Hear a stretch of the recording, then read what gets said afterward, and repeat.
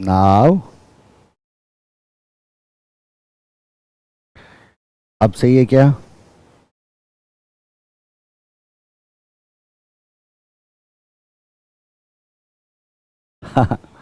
अब सही है ना? है ना? तो मैंने सॉफ्टवेयर में, जो स्ट्रीमिंग सॉफ्टवेयर है उसमें स्ट्रीमिंग की ही नहीं डाला था, है ना? तो it must be okay now. इसी वजह से आप लोगों को मैं दिख नहीं रहा था।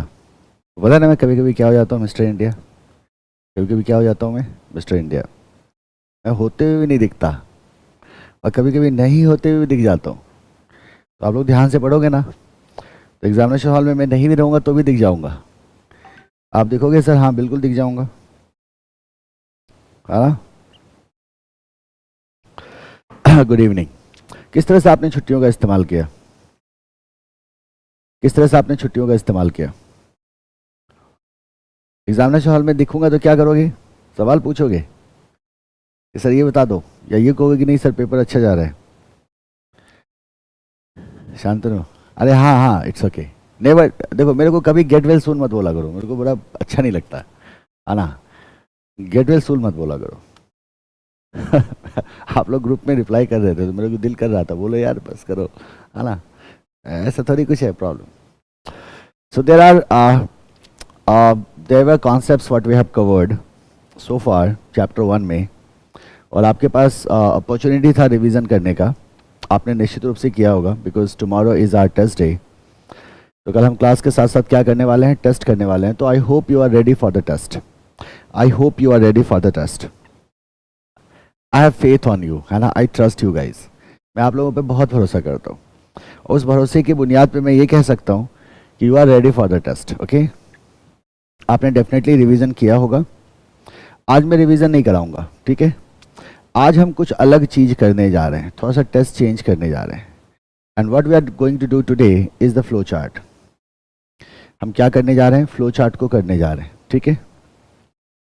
फिर देखो, फिर पूछ दिया अनुराग ने, आर यू फाइन नाउ? बोला नहीं बोलने का, नहीं पूछने का मेरे से, है ना? कभी नहीं पूछने का। दो चीज़ें नहीं बोलने का, एक तो गेट वेल सुन नहीं बोलने का, और एक फिर कभी नहीं पूछने का कि sir are you fine now, है ना? I am always fine, right? Flow chart करे, फ्लो चार्ट आज। You are not looking well. अरे ऐसा कुछ नहीं, शेव नहीं कराना वाला, इसीलिए सोच रहा हूँ दाढ़ी वाड़ी बढ़ाता हूँ थोड़ी ना, इंस्पायर हो रहा हूँ, राइट? तो इसीलिए, है ना? एकदम आम कूल, ठीक है?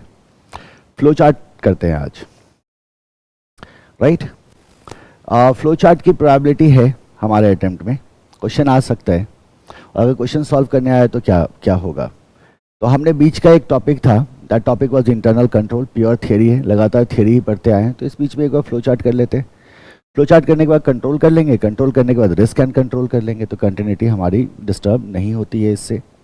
So will see the flow chart, right? ये भी हमारे कॉन्सेप्ट का ही पार्ट था, इसको भी हमें डिटेल में देखना है। All okay? All okay? First class today, Simarpreet Singh, don't worry, new topic today, है ना? तो चिल करो। फ्लो चार्ट क्या देना बालक, ध्यान देना। अगर फ्लो चार्ट के क्वेश्चंस आते हैं एग्जामिनेशन में, अभी आया नहीं है तो चांसेस हाई हैं। अगर फ्लो चार्ट के क्वेश्चंस आते हैं एग्जामिनेशन में तो 6 नंबर का आएगा, 6 मार्क्स का आएगा। फ्लो चार्ट से दो तरह के सवाल पूछे जा सकते हैं, है ना? ध्यान देना सब। अब फ्लो चार्ट से दो तरह के सवाल, नोट्स में ना कोई पेज वेज नहीं छोड़ना, कंटिन्यूटी में अपना चलना। जो आपका समरी नोट्स बन रहा है कंटिन्यूटी में चलना। फ्लो चार्ट के बाद टॉपिक ले आएंगे इंटरनल कंट्रोल का, बस इतने का ही फर्क हो रहा है ना कि एक टॉपिक आगे एक टॉपिक पीछे हो रहा है ना? सो इंटरनल कंट्रोल हम कोई स्किप नहीं कर रहे हैं, मैं आपके भरोसे नहीं छोड़ रहा हूँ, मैं कराऊंगा, but after flow chart. So flow chart की अगर हम बात करें तो flow chart basically diagrammatical representation of business process हमारा एक टॉपिक है। टॉपिक का नाम है diagrammatical representation of business process, जहां हम बिजनेस प्रोसेस को डायग्राम में शो करते हैं, है ना? अब फटाफट बताओ तो, कौन बताएगा? मेरा कौन अच्छा बच्चा है, बताएगा व्हाट इज बिजनेस प्रोसेस? क्या होता है बिजनेस प्रोसेस? जल्दी बताओ। तो आपने क्या कहा था? बिजनेस प्रोसेस होता है sir sequence of activities. Sequence of activities होते हैं ना बिजनेस प्रोसेस में, कई सारे एक्टिविटीज हो सकते हैं, इट में बी एन एक्टिविटी और सीक्वेंस ऑफ एक्टिविटी। ये सीक्वेंस ऑफ एक्टिविटी क्या करता है? बताओ बताओ। आपने कहा सर ये इनपुट को कन्वर्ट कर देता है किस में? आउटपुट में, आया ना? राइट। इनपुट को कन्वर्ट करता है किस में, आउटपुट में, और इसी सीक्वेंस ऑफ एक्टिविटी को हम क्या कहते हैं, बिजनेस प्रोसेस कहते हैं। डू यू एग्री और नॉट? तो यही है ना बिजनेस प्रोसेस। अब हम ये कह रहे हैं कि ये जो सीक्वेंस ऑफ एक्टिविटीज होते हैं ना हमारे, इसको मेरे को डायग्राम में शो करना है। क्यों करना है, why we have to do that? तो इसके कई सारे फायदे होते हैं। डायग्रामेटिकल प्रेजेंटेशन का मतलब ये हुआ कि जो स्टेप्स हैं किसी भी प्रोसेस में उसको हम डायग्राम में शो करें। इससे we get the better understanding of the process. Process की ज़्यादा अच्छी समझ आ जाती है हमें, प्रोसेस को हम एनालाइज कर सकते हैं। एंड लाइकवाइज बहुत सारे फायदे हमारे को मिलते हैं when we are doing diagrammatical representation of business process, है ना। तो ये हमें करना है। और जब हम डायग्रामेटिकल रिप्रेजेंटेशन करते हैं तो उस सिचुएशन में हमारे पास बेसिकली आप देखोगे कि we have 2 tools available with us. 2 tools हमारे पास अवेलेबल है।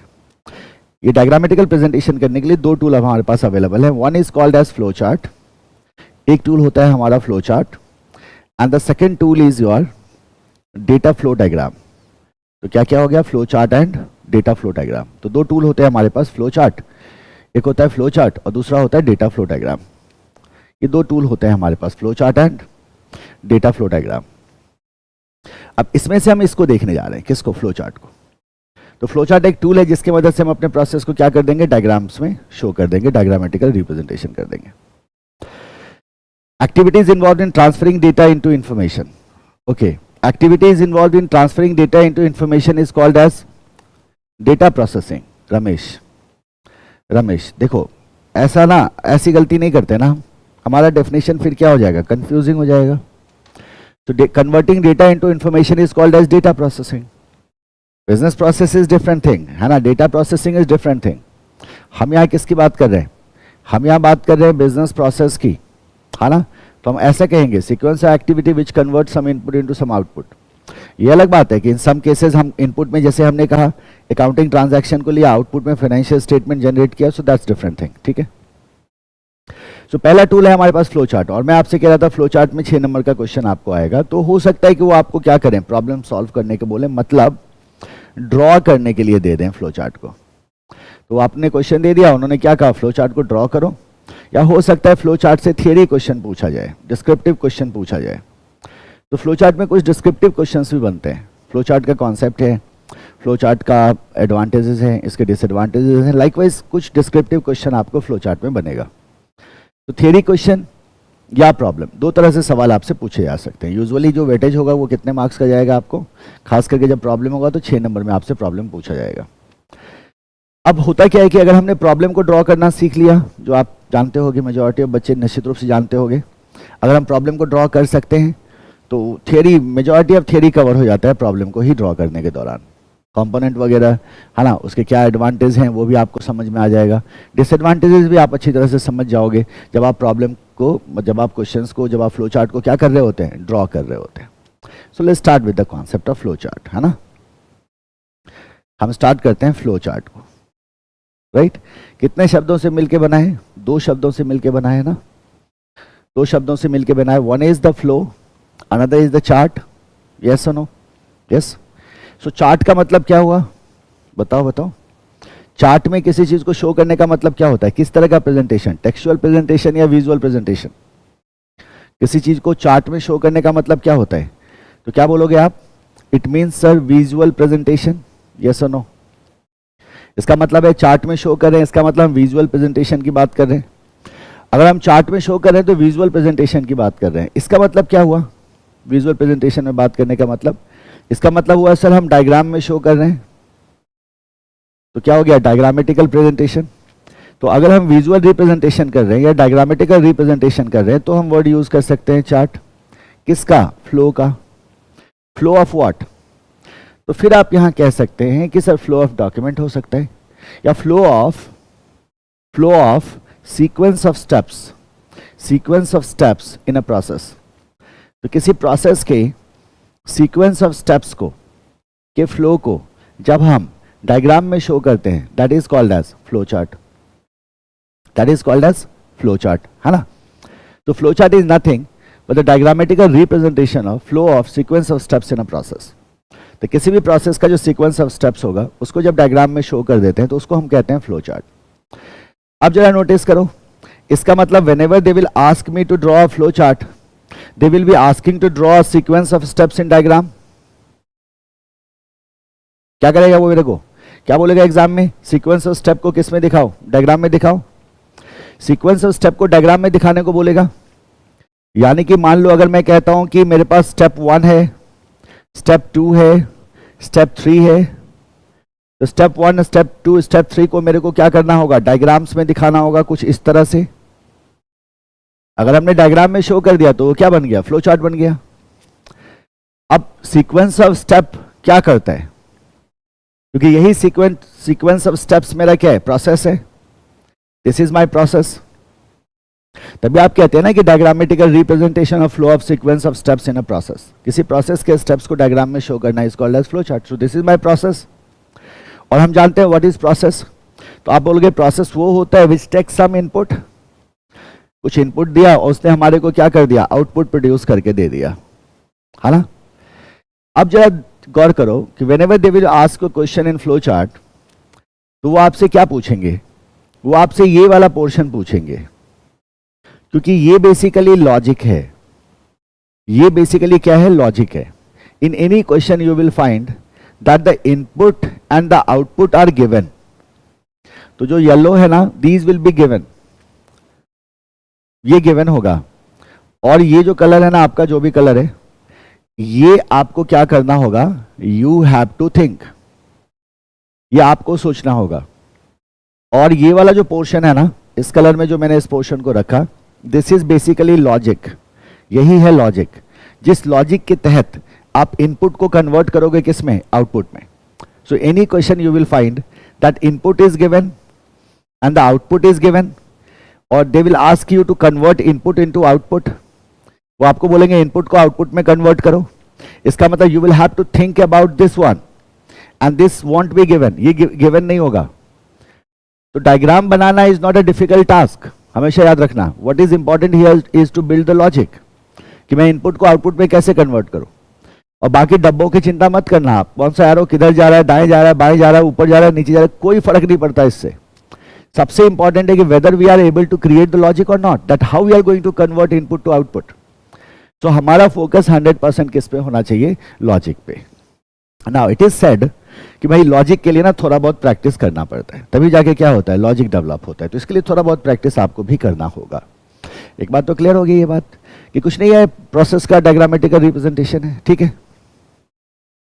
अब जरा गौर करना, जब हम किसी भी प्रोसेस के स्टेप को, है ना, किसी भी प्रोसेस के स्टेप को जब हम लिखते हैं, जैसे हमने कहा कि एक प्रोसेस है मेरा, इस प्रोसेस का जो लॉजिक है, उस लॉजिक को हमने स्टेप बाय स्टेप लिखा कि स्टेप 1 में हमने क्या किया, स्टेप 2 में हमने क्या किया, स्टेप 3 में हमने क्या किया. तो ये स्टेप बाय स्टेप लॉजिक को हमने लिखा.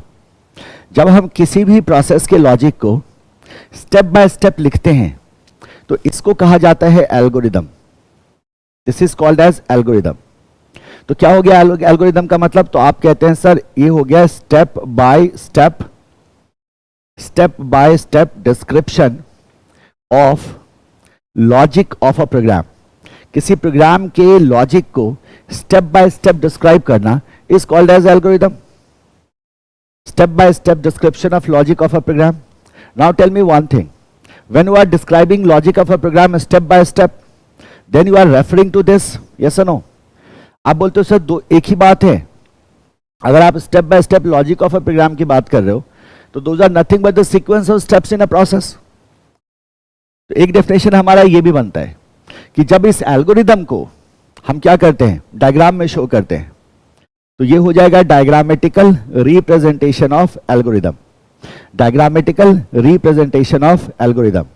और इस डायग्रामेटिकल रिप्रेजेंटेशन ऑफ एल्गोरिदम को हम बुलाते हैं flow chart. This is called as flow chart. यहां तक क्लियर है? कुछ पंगा हो तो पूछना, है ना. फ्लो चार्ट है ना, कुछ पंगा हो तो पूछना. आप लोगों की आवाज नहीं सुनाई देती है तो मुझे मजा नहीं आता है, मैं चिंतित हो जाता हूँ, है ना. मैं चिंतित हो जाता हूँ कि मतलब बाबा का प्रवचन थोड़ी चल रहा है. अरे सर बाबा तो आप, बाबा के रूप में मैं जरूर दिख रहा हूँ, बट कोई प्रवचन तो नहीं चल रहा है. चल रहा है क्या? नहीं चल रहा ना? बताओ, all okay? So diagrammatical representation of what? Algorithm. Diagrammatical representation of algorithm is called as flow chart. That is called as flow chart. So हमें क्या करना है sir? We have to think about the algorithm. जब तक algorithm नहीं आया ना दिमाग में, तब तक डायग्राम कैसे बनाएंगे? डायग्राम बनाने में कोई पंगा नहीं है सर, पंगा है एल्गोरिथम में, पंगा है लॉजिक में. Once we have the logic of a problem, ये प्रॉब्लम सॉल्व कैसे होगा, तो फिर डब्बे बना देने हैं, है ना? So what we have to work for is the logic. अब फ्लो चार्ट में बालक मिलेंगे आपको 3 logic. There are 3 logics only. और इन्हीं 3 लॉजिक का आपको क्या करना होगा? आपको एग्जीक्यूट करना होगा फ्लो चार्ट में. ये 3 लॉजिक कौन कौन से होते हैं, है ना? कौन कौन से लॉजिक होते हैं, ध्यान देना. सबसे पहला जो लॉजिक है, that is your the logic of sequence. तो सबसे पहला लॉजिक है आपका logic of sequence. Logic of sequence, ठीक है. Second logic is selection. तो फर्स्ट क्या हो गया? सीक्वेंस. सेकेंड क्या हो गया? Selection. And third logic is looping. So we have sequence, selection and looping. क्या है हमारे पास? सीक्वेंस है, सिलेक्शन है और लूपिंग है. Sequence, selection and looping. Sequence का लॉजिक है, सिलेक्शन का लॉजिक है और लूपिंग का लॉजिक है. ये 3 लॉजिक हैं जो आपको बेसिकली देखना होगा इन दिस केस, राइट? और जब भी आप क्वेश्चन सॉल्व करोगे, यही 3 लॉजिक आपको दिखाई देंगे. इंडिविजुअली एग्जीक्यूट करना सीख जाते हैं, किसी भी प्रॉब्लम में आपको कोई भी परेशानी नहीं होगी. तो अगला 15 मिनट आपके लिए वाइटल होने जा रहा है. अगले 15 मिनट में 5-5 मिनट मान लो तीनों लॉजिक को समझने में बहुत वाइटल है, ध्यान से सुनना. सबसे पहला लॉजिक है सीक्वेंस. सीक्वेंस का मतलब क्या हुआ?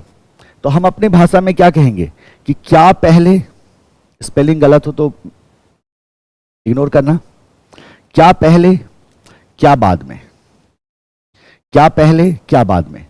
मतलब क्या हुआ कि सीक्वेंस क्या होगा स्टेप का, किसको हमें पहले करना होगा एग्जीक्यूट और किसको हमें बाद में करना होगा एग्जीक्यूट. ये बड़ा वाइटल है. अगर आपने सीक्वेंस में डिस्टर्ब किया, सीक्वेंस में गलती कर गए, तो आपका चार्ट गलत हो जाएगा. तो याद रखना, सबसे पहले आपको क्या करना है? सीक्वेंस के लॉजिक को ध्यान में रखना है. अब सीक्वेंस कैसे होता है सर?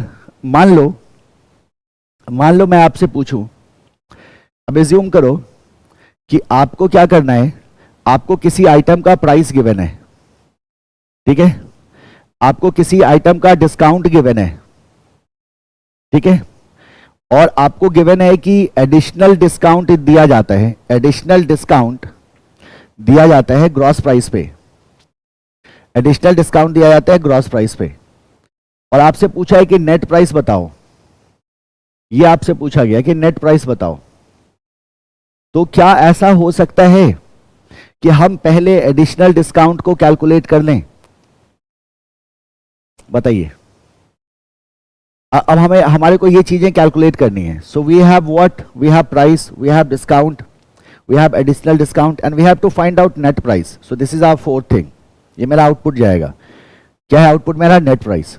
अब इनपुट कुछ भी दे रखा है उन्होंने, तो हम कहते हैं क्या हम इसके सीक्वेंस में ऐसा कर सकते हैं कि पहले हमने एडिशनल डिस्काउंट कैलकुलेट कर लिया, फिर हम प्राइस कैलकुलेट कर लिया, फिर हमने डिस्काउंट कैलकुलेट कर लिया और फिर हमने नेट प्राइस कैलकुलेट कर लिया. Is it possible? क्या ये संभव है? आप क्या बोलोगे? सर कैसी बातें कर रहे हो, एब्सोल्युटली रॉन्ग, हो ही नहीं सकता, हो ही नहीं सकता. अगर आप ऐसा कर रहे हो तो बवाल है. तो आपके दिमाग में एक विचार आएगा. पता है क्या विचार आएगा? इसमें क्या है सर? ये तो हम क्वेश्चन पढ़ते ही समझ जाएंगे कि हमारे को पहले क्या करना चाहिए, पहले बाद में क्या करना चाहिए. ये तो इतना बड़ा पंगा नहीं है. तो बात सही है आपकी, ये इतना बड़ा पंगा नहीं है. ये पंगा तब क्रिएट करता है जब आपका क्वेश्चन थोड़ा लंबा हो और मल्टीपल कैलकुलेशंस हो उसमें, तो जाके हम इस तरह की गलतियां कर जाते हैं और सीक्वेंस में कहीं ना कहीं हम डिस्टर्ब कर देते हैं. स्टेप हमारा क्या होता है? आगे पीछे होता है. जब स्टेप आगे पीछे हो जाता है या कोई स्टेप ओमिट होता है तो हम स्टेप मार्किंग में फंसते हैं. तो हमें ध्यान रखना है इस बात को कि सीक्वेंस इज वेरी इंपॉर्टेंट, है ना? और हमें क्या करना है? सीक्वेंस को मेंटेन करते हुए चलना है. हमने कहा इसमें तो आपने तो सीक्वेंस में ही लिखा हुआ है, पहले प्राइस कैलकुलेट होगा, फिर डिस्काउंट निकाल लेंगे, फिर एडिशनल डिस्काउंट निकाल लेंगे और फिर जाके हम कहाँ चले जाएंगे? नेट प्राइस पे चले जाएंगे. क्योंकि जब तक हम प्राइस और डिस्काउंट नहीं निकालते तब तक हमारा ग्रॉस प्राइस नहीं निकलेगा. और इसी ग्रॉस प्राइस पे क्या निकल रहा है, एडिशनल डिस्काउंट निकल रहा है। तो जब तक अब एडिशनल डिस्काउंट नहीं निकलेगा तब तक नेट प्राइस नहीं निकलेगा। तो ये हमारा सर सीक्वेंस होना चाहिए, होना चाहिए ना, होना चाहिए ना, ये हमारा क्या होना चाहिए, सीक्वेंस होना चाहिए। तो first logic is what, sequence. अब मुझे बताओ, आप ध्यान में रखोगे इस बात को, गलती तो नहीं करोगे जब मैं क्वेश्चंस कराऊंगा, तो नहीं करोगे ना। तो पहला क्या लॉजिक ध्यान में रखना है, हमें सीक्वेंस का लॉजिक ध्यान में रखना है। The second logic is the selection. Selection का इस्तेमाल हम कब करते हैं, जब आपको आपके प्रॉब्लम में, आपके क्वेश्चन में ये दिखाई दे कि हम किसी तरह का सिलेक्शन कर रहे हैं, हम किसी तरह का सिलेक्शन कर रहे हैं। आप ऐसे सोचो, बहुत सारे आइटम में से हम एक आइटम को सिलेक्ट कर रहे हैं, या अगर हम कैटेगराइजेशन कर रहे हैं, मतलब हमारे पास बहुत सारे आइटम हैं, उन आइटम को हम कैटेगरीज में बांट रहे हैं। तो या तो हम बहुत सारे आइटम में से किसी को सेलेक्ट कर रहे हैं, या हम कैटेगराइजेशन कर रहे हैं, मतलब आइटम्स को कैटेगरी में बांट रहे हैं। जैसे मैं आपसे एक सवाल पूछूंगा आगे कि एक कॉलेज है, उस कॉलेज में लेट से 5000 स्टूडेंट है, और 5000 स्टूडेंट जो हैं वो 3 कोर्सेज में एनरोल किया उन्होंने, बीए में, बीकॉम में, एमकॉम में। तो अब मैं आपसे पूछता हूं कि भाई हर एक ग्रुप के बच्चों की संख्या बताओ, तो आप क्या बोलोगे कि सर कैटेगराइजेशन हो रहा है, 5000 बच्चों को आप 3 कैटेगरी में बांट रहे हो। So that's a clear case of what? Categorization. If there is categorization, there is selection. और तीसरा पॉइंट है यहां डिसीजन मेकिंग। जब कभी भी आपको किसी तरह का डिसीजन लेना हो तो आप इस लॉजिक का इस्तेमाल करते हैं। So whenever there is some kind of selection, whenever there is some kind of categorization or whenever there is some kind of decision, then we will use the logic of selection. अब ये इसके अंदर क्या होता है, what logic is used here? क्या है ये logic? Now this is the logic of if then. If then का मतलब क्या हुआ, इसको हम if then logic कहते हैं। What is if then logic? So we say that sir here if is a condition. If क्या होता है, एक कंडीशन होता है। अगर ये कंडीशन मीट होता है तो कुछ होगा, और अगर ये कंडीशन मीट नहीं होता है तो कुछ और होगा। तो इसके 2 आउटपुट आते हैं हमेशा, if then what else what। तो हमने कहा इफ अगर कंडीशन मीट हुआ तो हम कहते हैं देन व्हाट, अगर कंडीशन मीट हुआ तो क्या हुआ, और अगर कंडीशन मीट नहीं हुआ तो क्या हुआ, इसको कहते हैं else what. So if then logic को हम यूज करते हैं इसमें, और इसके मदद से हम डिसीजंस ले सकते हैं, इसके मदद से हम कैटेगराइजेशन कर सकते हैं, इसके मदद से हम सिलेक्शन कर सकते हैं। कौन सा लॉजिक, इफ देन लॉजिक। अब इस इफ देन लॉजिक को एग्जीक्यूट करने के लिए हमारे पास एक पर्टिकुलर सिंबल है, पर्टिकुलर बॉक्स है, हम उसी को यूज करेंगे। And that box is your diamond box. क्या बुलाते हैं इसको, डायमंड बॉक्स बुलाते हैं। डायमंड बॉक्स में ही ये एग्जीक्यूट होगा, और किसी भी दूसरे बॉक्स में आप नहीं कर सकते। ऐसा क्यों किया गया, यूनिफॉर्म रखा गया कि पूरी दुनिया में सेम सिंबल्स यूज होते हैं। तो आपने कोई चार्ट बनाया ना, तो दुनिया का कोई भी बच्चा, वो किसी भी कंट्री का हो, वो आपके चार्ट को समझ लेगा, क्योंकि वो भी सेम सिंबल यूज कर रहा है जो आप कर रहे हो। तो यूनिफॉर्म सिंबल्स हैं। तो हम क्या करते हैं, इस इफ देन को जिस सिंबल में हम एग्जीक्यूट करते हैं, that is basically your diamond. ये रहा मेरा डायमंड। अब करते क्या है हम, कि हमने कंडीशन लिख दिया डायमंड में, इफ जो भी कंडीशन था उसको लिख दिया। अब इफ के 2 आउटपुट आएंगे, देन व्हाट एल्स व्हाट। तो इफ देन का मतलब क्या हो गया, यस, मतलब कंडीशन मीट हो गया, और एल्स का मतलब क्या हो गया, नो, मतलब कंडीशन मीट नहीं हुआ। तो इफ को हमने क्या किया, डायमंड में एग्जीक्यूट कर दिया। अगर हुआ तो कुछ प्रोसेस हो सकता है, अगर नहीं हुआ तो कुछ प्रोसेस हो सकता है। इस तरह से हम क्या कर लेंगे, कैटेगराइजेशन या सिलेक्शन या डिसीजन लेंगे। जब भी डिसीजन लेंगे तो किस में लेना है, हमारे को डायमंड में लेना है। और कौन सा लॉजिक यूज करते हैं, इफ देन लॉजिक यूज करते हैं। ठीक है, इफ देन लॉजिक यूज करते हैं।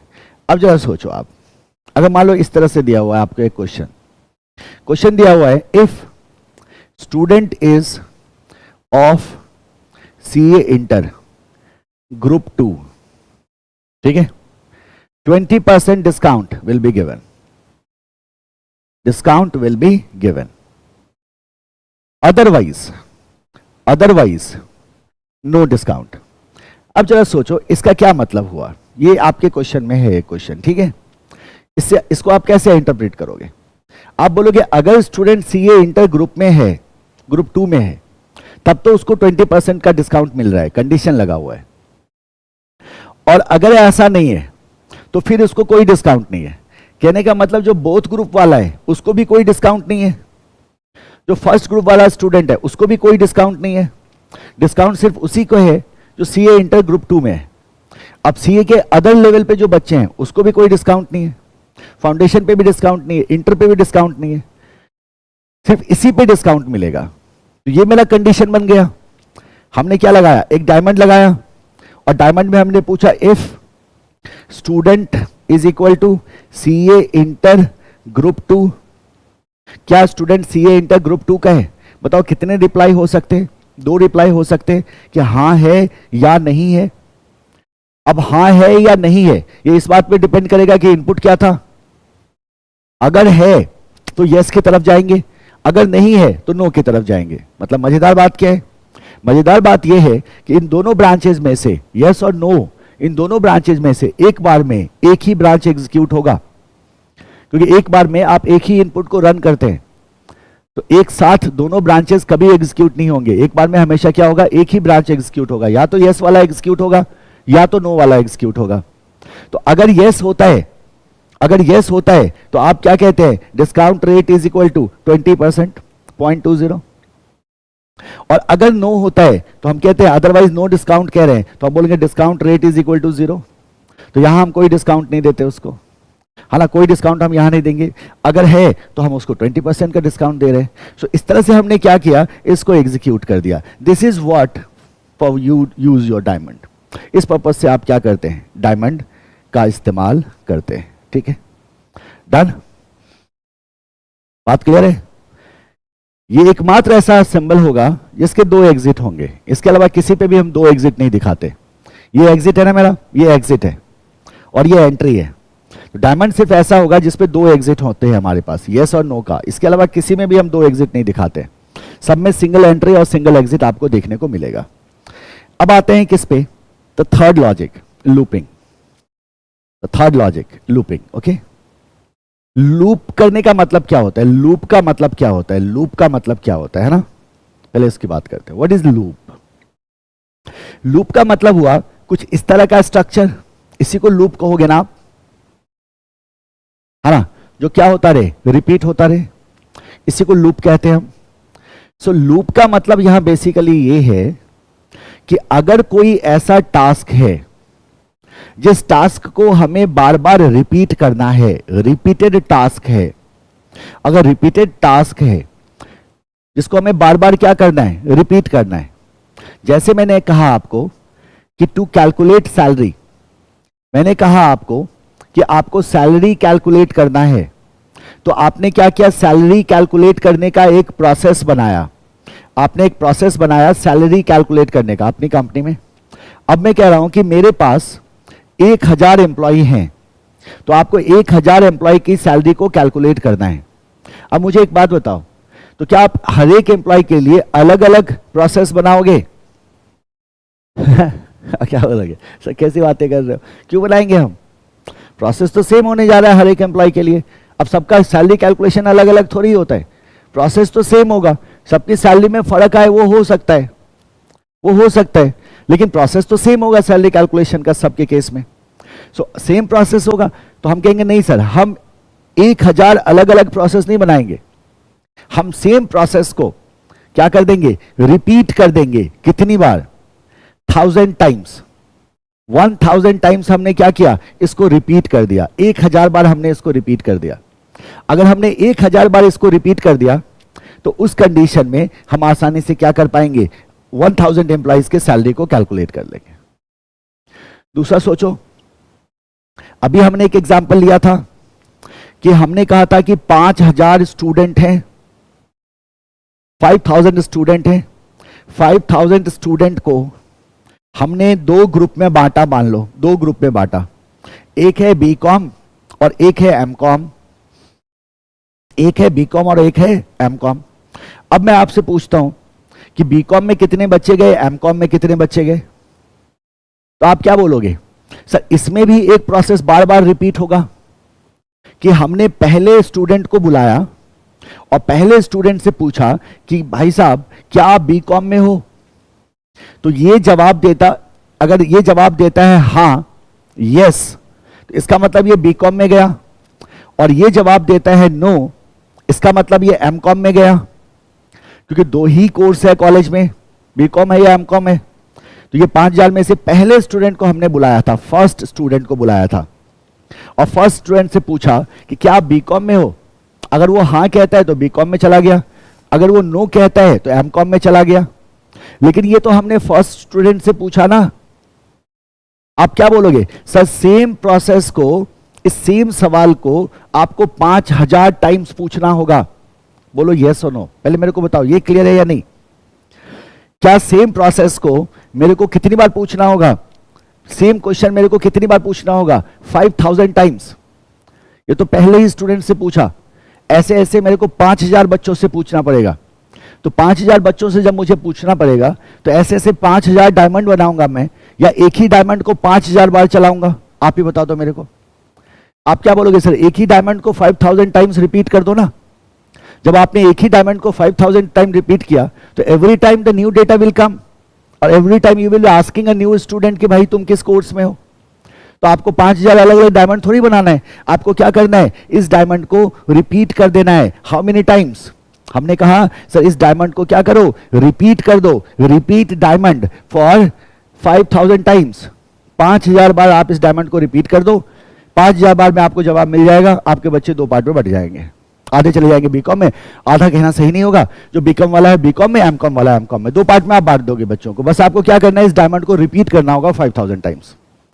तो जहां कहीं भी आपको रिपीटेशन दिखाई देना, और रिपीटेशन क्वेश्चन देखते ही समझ जाओगे कि इसमें रिपीटेशन है, तो जहां कहीं भी रिपीटेशन दिखाई दे वहां लगाते हैं loop, and that logic is called as looping.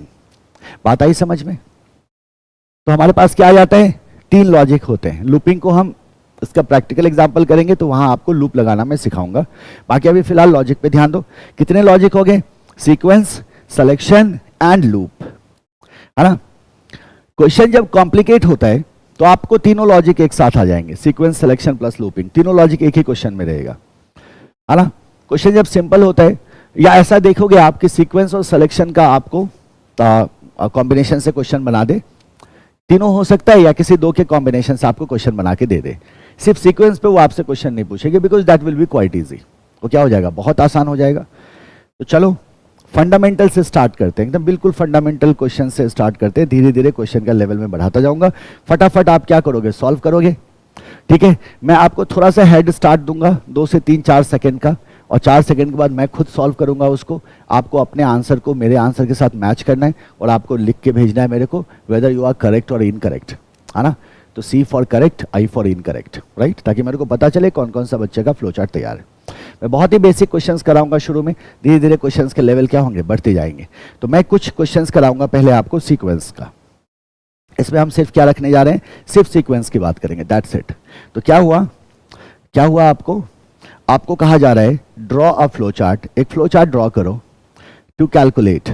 आपको कैलकुलेट करना है सैलरी, क्या कैलकुलेट करना है, सैलरी। अब हम कहते हैं number of days an employee worked for, number of days an employee worked for, कितने दिनों तक एम्प्लॉय ने काम किया, that is NOD, and wage per day, that is W are given. ठीक है, अब जरा गौर करो, आपको मैंने क्या बताया था, इतना सुन लो पहले, जो जानते हो वो सॉल्व करना शुरू कर सकते हो। आप में मैंने क्या बताया था, जब भी आपके सामने कोई फ्लो चार्ट आए, सबसे पहले ढूंढो कि उस फ्लो चार्ट में इनपुट क्या है और हमसे क्या आउटपुट मांग रहे हैं। और हमारा काम होता है ये सोचना कि that how this input can be converted into output. Input क्या होगा, गिवन होगा, आउटपुट क्या होगा, गिवन होगा। इस क्वेश्चन में आउटपुट क्या बोल रहा है, सैलरी, तो सैलरी कैलकुलेट करना है। और इनपुट में 2 डेटा उन्होंने दिया हुआ है, एक NOD दिया हुआ है, एक W दिया हुआ है। जब भी क्वेश्चन में आपको इस तरह से शॉर्ट फॉर्म दिया हुआ ना, तो एब्रीविएशन का आपको लिखने की आवश्यकता नहीं होती। अगर आप NOD एंड W उठा के सॉल्व कर दोगे तो वो समझ जाएंगे। और ये क्वेश्चन में अगर कभी भी आपको ये दिया हुआ है ना, तो कभी भी पूरा तो वैसे भी यूज नहीं करना हमें, क्योंकि वो इंडिकेट कर रहे हैं कि आप NOD यूज करो, आप W यूज करो, आप वेज मत लिखना, राइट। तो आप क्या करोगे, इसी को उठा लोगे सीधा। ये हमारे इनपुट हो गए। So we have the input NOD and W, and we have to calculate the output, that is the salary. Logic क्या होगा ये आपको सोचना है, है ना? क्या होगा लॉजिक? तो आप क्या कहते हैं सिंपली कि sir salary is equal to NOD multiplied to W, ये मेरा क्या बनेगा? फॉर्मूला बनेगा। ये मेरा क्या बन जाएगा? फॉर्मूला बन जाएगा, है ना? So how we can solve it?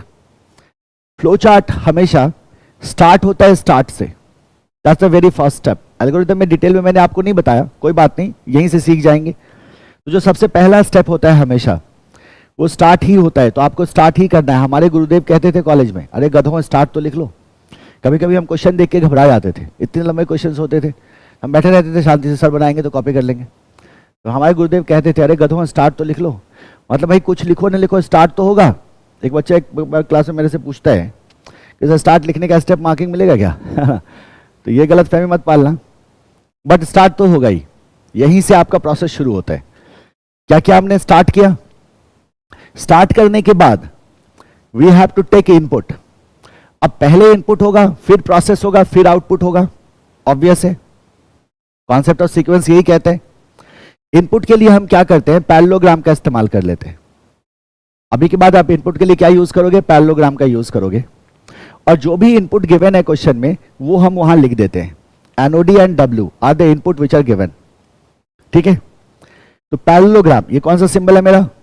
तो आप कहते हो सर ये है आपका पैरेललोग्राम। पैरेललोग्राम से हमने क्या डाला? इनपुट डाला। ये कौन सा सिंबल है मेरा? इसको कहते हैं ओवल। ओवल से हमने क्या किया? स्टार्ट किया, इनपुट डाल दिया। इनपुट डालने के बाद अगले स्टेप में क्या करना है? मेरे को प्रोसेस करना है। प्रोसेस के लिए हम रेक्टेंगल का इस्तेमाल करते हैं लाइक दिस, और इसके अंदर हमने लिख दिया salary is equal to NOD multiplied to W. अब ये मेरी सैलरी है, सैलरी कैलकुलेट हो गया।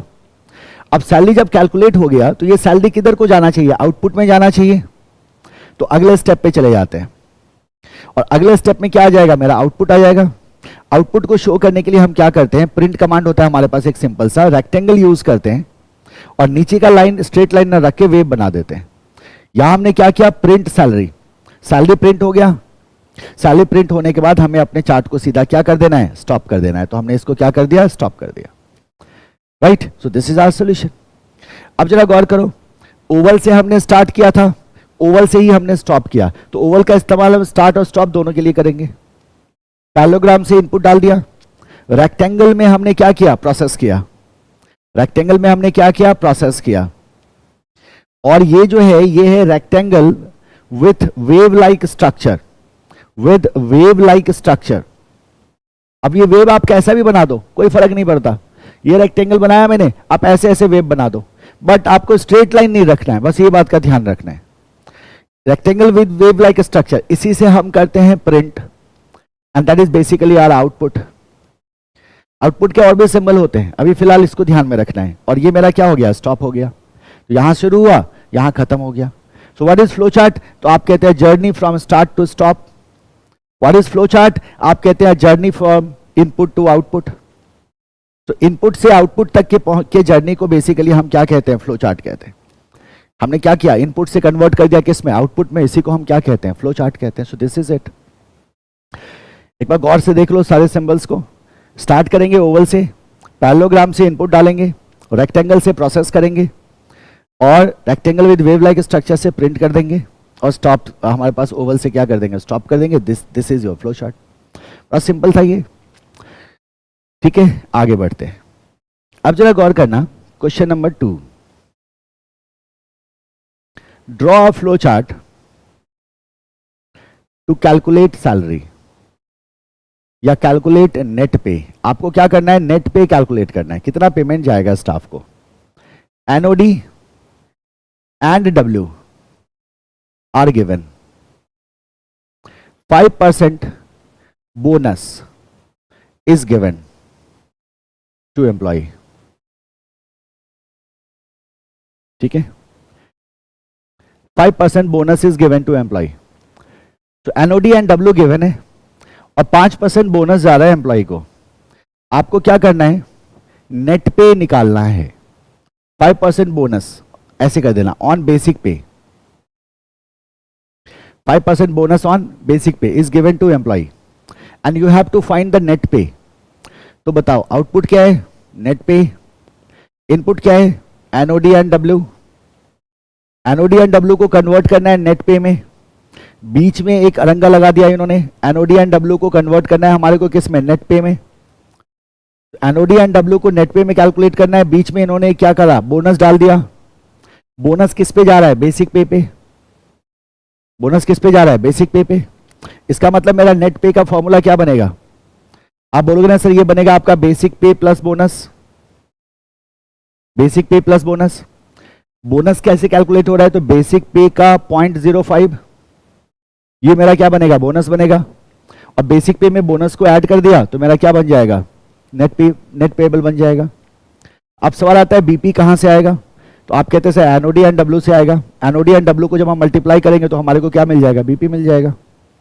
सॉल्व कर रहे हो ना, क्या मिल जाएगा हमारे को, बीपी मिल जाएगा। तो क्या सीक्वेंस होना चाहिए, आप बोलोगे ना सीक्वेंस ये होगा कि एनओडी एंड डब्ल्यू के मदद से इसको इनपुट में डालेंगे, इसके मदद से पहले क्या कैलकुलेट कर लेंगे, बीपी कैलकुलेट कर लेंगे। बीपी कैलकुलेट करने के बाद क्या कर लेंगे, या तो सीधा नेट पे कैलकुलेट कर लो, या पहले डिस्काउंट कैलकुलेट कर लो, सॉरी बोनस कैलकुलेट कर लो, और बोनस कैलकुलेट करने के बाद बीपी प्लस बोनस करके क्या निकाल दो, नेट पे निकाल दो। यही हमारा क्या होने जा रहा है, सीक्वेंस होने जा रहा है ना। सॉल्व हो गया।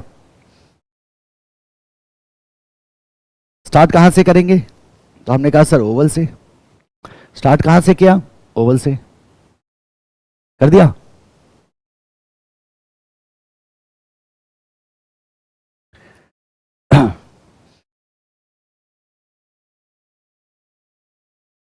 डन।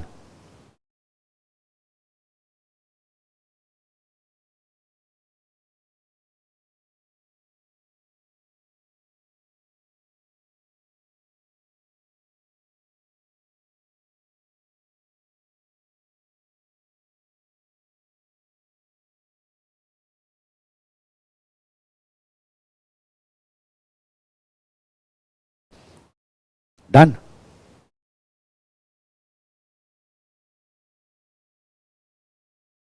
स्टार्ट। स्टार्ट करने के बाद क्या लगाया, इनपुट। इनपुट के लिए कौन सा सिंबल यूज करोगे, पैरेललोग्राम। क्या क्या आएगा इनपुट में, तो क्वेश्चन में गिवन है sir NOD and W. Question में क्या गिवन है, एनओडी एंड डब्ल्यू। ये किस में आ गया, इनपुट में। आगे बढ़े, सबसे पहले क्या कैलकुलेट करना है अपने को, बीपी। तो हमने कहा सर बीपी निकाल दो। So BP is equal to NOD multiplied to W, है ना, एनओडी मल्टीप्लाइड टू डब्ल्यू। आगे बढ़े, अब क्या सीधा नेट पे निकाल दें, निकाल सकते हैं हम। Net pay is equal to BP plus BP multiplied to 0.05, 5% है, 0.05 एनपी आ गया। आ गया एनपी, काम खत्म हो चुका है। एनपी को प्रिंट करोगे, प्रिंट करने के लिए क्या यूज करोगे, rectangle with wave like structure, print NP. NP print हो गया, क्या करने का, अब इधर स्टॉप कर दो। This is the solution, all done. सबका हो गया था ना, तो अब मेरे को बता दो कौन कौन बच्चा है जो सही सही किया है। सिंबल इज इंपॉर्टेंट, है ना। तो ये रेक्टेंगल प्रोसेस 1 हो गया, ये प्रोसेस 2 हो गया। दो प्रोसेस बन रहा है ना, प्रोसेस 1 हो गया, ये प्रोसेस 2 हो गया। ये मेरा इनपुट हो गया, ये मेरा आउटपुट हो गया, ये मेरा स्टार्ट एंड स्टॉप तो होगा ये शुरू और लास्ट में, है ना। तो इनपुट को आउटपुट में कन्वर्ट करने के लिए इस बार मेरा क्या हुआ, 2 स्टेप का एक प्रोसेस बन गया। अगर किसी बच्चे ने बोनस अलग से निकाला होगा तो उसका 3 स्टेप का प्रोसेस बन जाएगा, यस और नो। तो यही लॉजिक है ना, यही तो सोचना है, that how we convert input into what, output. ठीक है, अब जरा देखना, इस क्वेश्चन को मैं थोड़ा सा अगर चेंज करूं और थोड़ा सा चेंज करूं, आपको मैं कह रहा हूं calculate and print, calculate and print net pay and bonus, calculate and print net pay and bonus. Same question में, इन सेम क्वेश्चन। अब मेरे को एक बात बताओ, सेम क्वेश्चन में हमने एक छोटा सा चेंज कर दिया कि मैं कह रहा हूं अब मेरे को प्रिंट चाहिए बोनस का भी। नहीं शांतनु, 3 स्टेप का प्रोसेस इज ऑल्सो करेक्ट ना, 3 स्टेप का प्रोसेस इज ऑल्सो करेक्ट। अभी देखो आपने 3 स्टेप में बनाया, आपने 2 स्टेप में बनाया, it's okay, your logic is sound, है ना। तो हम बोनस को अलग से भी कैलकुलेट कर सकते थे, बोनस को हम एक साथ भी कैलकुलेट कर सकते थे। फर्स्ट क्वेश्चन अभी जो हमने सॉल्व किया उसमें, बट जरा देखो मैंने थोड़ा सा चेंज कर दिया। अब आपको प्रिंट करना है नेट पे एंड बोनस दोनों, तो क्या ये सॉल्यूशन एप्लीकेबल हो सकता है? क्या ये सॉल्यूशन सही होगा? आप क्या बोलोगे? सर अब तो आप फंस गए। आप क्यों फंस गए? हाँ 1 + 0.05 कर सकते हैं, कोई दिक्कत नहीं है। आप बोलोगे सर आप इसलिए फंस गए कि आपने तो बोनस निकाला नहीं, आपने तो बीपी के बाद सीधा एनपी निकाल दिया, और एनपी के फॉर्मूला में आपका बोनस इंटू 0.05 है। ये प्रिंट कैसे होगा? ये तो हो ही नहीं पाएगा प्रिंट, क्योंकि ये तो ऐड होकर टोटल एनपी दे देगा आपको। तो आपने बोनस निकाला ही नहीं है। जब बोनस निकाला ही नहीं है तो बोनस को प्रिंट कैसे कर दोगे? यानी कि जो चीज मेरे को आउटपुट में पूछ रहा है उसका कैलकुलेशन तो हमारे को करना ही होगा, हम उससे भाग नहीं सकते। तो अब इस सिचुएशन में हमारे सॉल्यूशन में बोनस को कैलकुलेट करना हमारे लिए क्या हो जाएगा? मैंडेटरी हो जाएगा। हो जाएगा नहीं हो जाएगा? तो क्या हो जाएगा अब अपना सॉल्यूशन? हमने कहा सर स्टार्ट करो। स्टार्ट करने के बाद पहले इनपुट ले लो। क्या गया input? NOD and W. Input करने के बाद बीपी निकाल लो। NOD multiply to W. BP के बाद बोनस निकाल लो। Bonus is equal to BP multiply to 0.05। ठीक है, बोनस निकल गया। बोनस निकालने के बाद अब आप एनपी कैलकुलेट करो। NP is equal to BP plus bonus. आपका एनपी आ गया। अब आप प्रिंट करो। अब आप क्या करो? अब आप प्रिंट करो। और प्रिंट किसको किसको करोगे आप? एनपी को भी करोगे और बोनस को भी करोगे। दोनों को प्रिंट करने के बाद क्या कर देना है? लास्ट में स्टॉप कर देना है। So this is the solution, है ना? तो we have to calculate and process bonus and we have to print bonus too, है ना रमेश? बिल्कुल सही। तो ये थोड़ा बहुत चेंजेस आता रहता है क्वेश्चन में, है ना? थोड़ा बहुत चेंजेस आता रहता है क्वेश्चन में, तो इस चीज को पकड़ के रखना है। ये सब सीक्वेंस का ही इशू है। तो क्वेश्चन को ध्यान से पढ़ना है हमारे को ना, कि भाई मेरे को क्या ड्रॉ करने को कह रहा है, ताकि कोई गलती ना करे। माइनर मिस्टेक करेंगे स्टेप मार्किंग में मारे जाएंगे, है ना? सो this is the solution. Clear है सबको? आगे बढ़ूं? तो ये हमारा सिंपल सीक्वेंस था ना, सिंपल सीक्वेंस है। तो अब इसमें कितना भी डालते चले जाए, है ना? टैक्स में भी हम सीक्वेंस में लेके आ सकते हैं, और हाउस टैक्स में ले आओ। आप जितना कॉम्प्लिकेशन सोच सकते हैं वो सीक्वेंस में क्रिएट किया जा सकता है। बट हमें क्या करना है? हमें कॉन्शियसली क्वेश्चन को पढ़ते वक्त थोड़ा सा अलर्ट रह रहा है कि हमारे से सीक्वेंस में कोई गलती ना हो। ये माइनर सा टॉपिक है, माइनर सा लॉजिक है, इसमें ज़्यादा टाइम देने की हमारे को जरूरत नहीं है। तो हम चलते हैं सेकेंड पे। अब सेकेंड में हम क्या करेंगे? दोनों को लेके आएंगे, सीक्वेंस के साथ लाएंगे सिलेक्शन को। सिलेक्शन आया तो क्या आ गया? अपन कहते हैं सर जी डायमंड आ गया। सिलेक्शन आया तो कौन आया? हम कहते हैं सर डायमंड आया। कौन आ गया? डायमंड आ गया। डायमंड आया तो कौन सा लॉजिक आया? आप कहते हैं सर इफ देन लॉजिक आया। आया या नहीं आया? बताओ मेरे को, कौन सा लॉजिक आया? If then. अभी इफ देन का पंगा होगा यहाँ, मतलब कंडीशंस लगाने वाले हो आप। बिल्कुल सही, है ना? तो जरा देखना क्वेश्चन नंबर 3। अब मैं आपसे कह रहा हूं कंप्यूट एंड प्रिंट। कंप्यूट करो और प्रिंट करो नेट पे। आपको नेट पे कंप्यूट करना है और प्रिंट करना है, ठीक है? NOD W and age are given as input. आपको नेट पे निकालना है। एनओडी डब्ल्यू और एज, तीन फैक्टर आपको इनपुट में गिवन है, ठीक है? 5% ऑफ बेसिक पे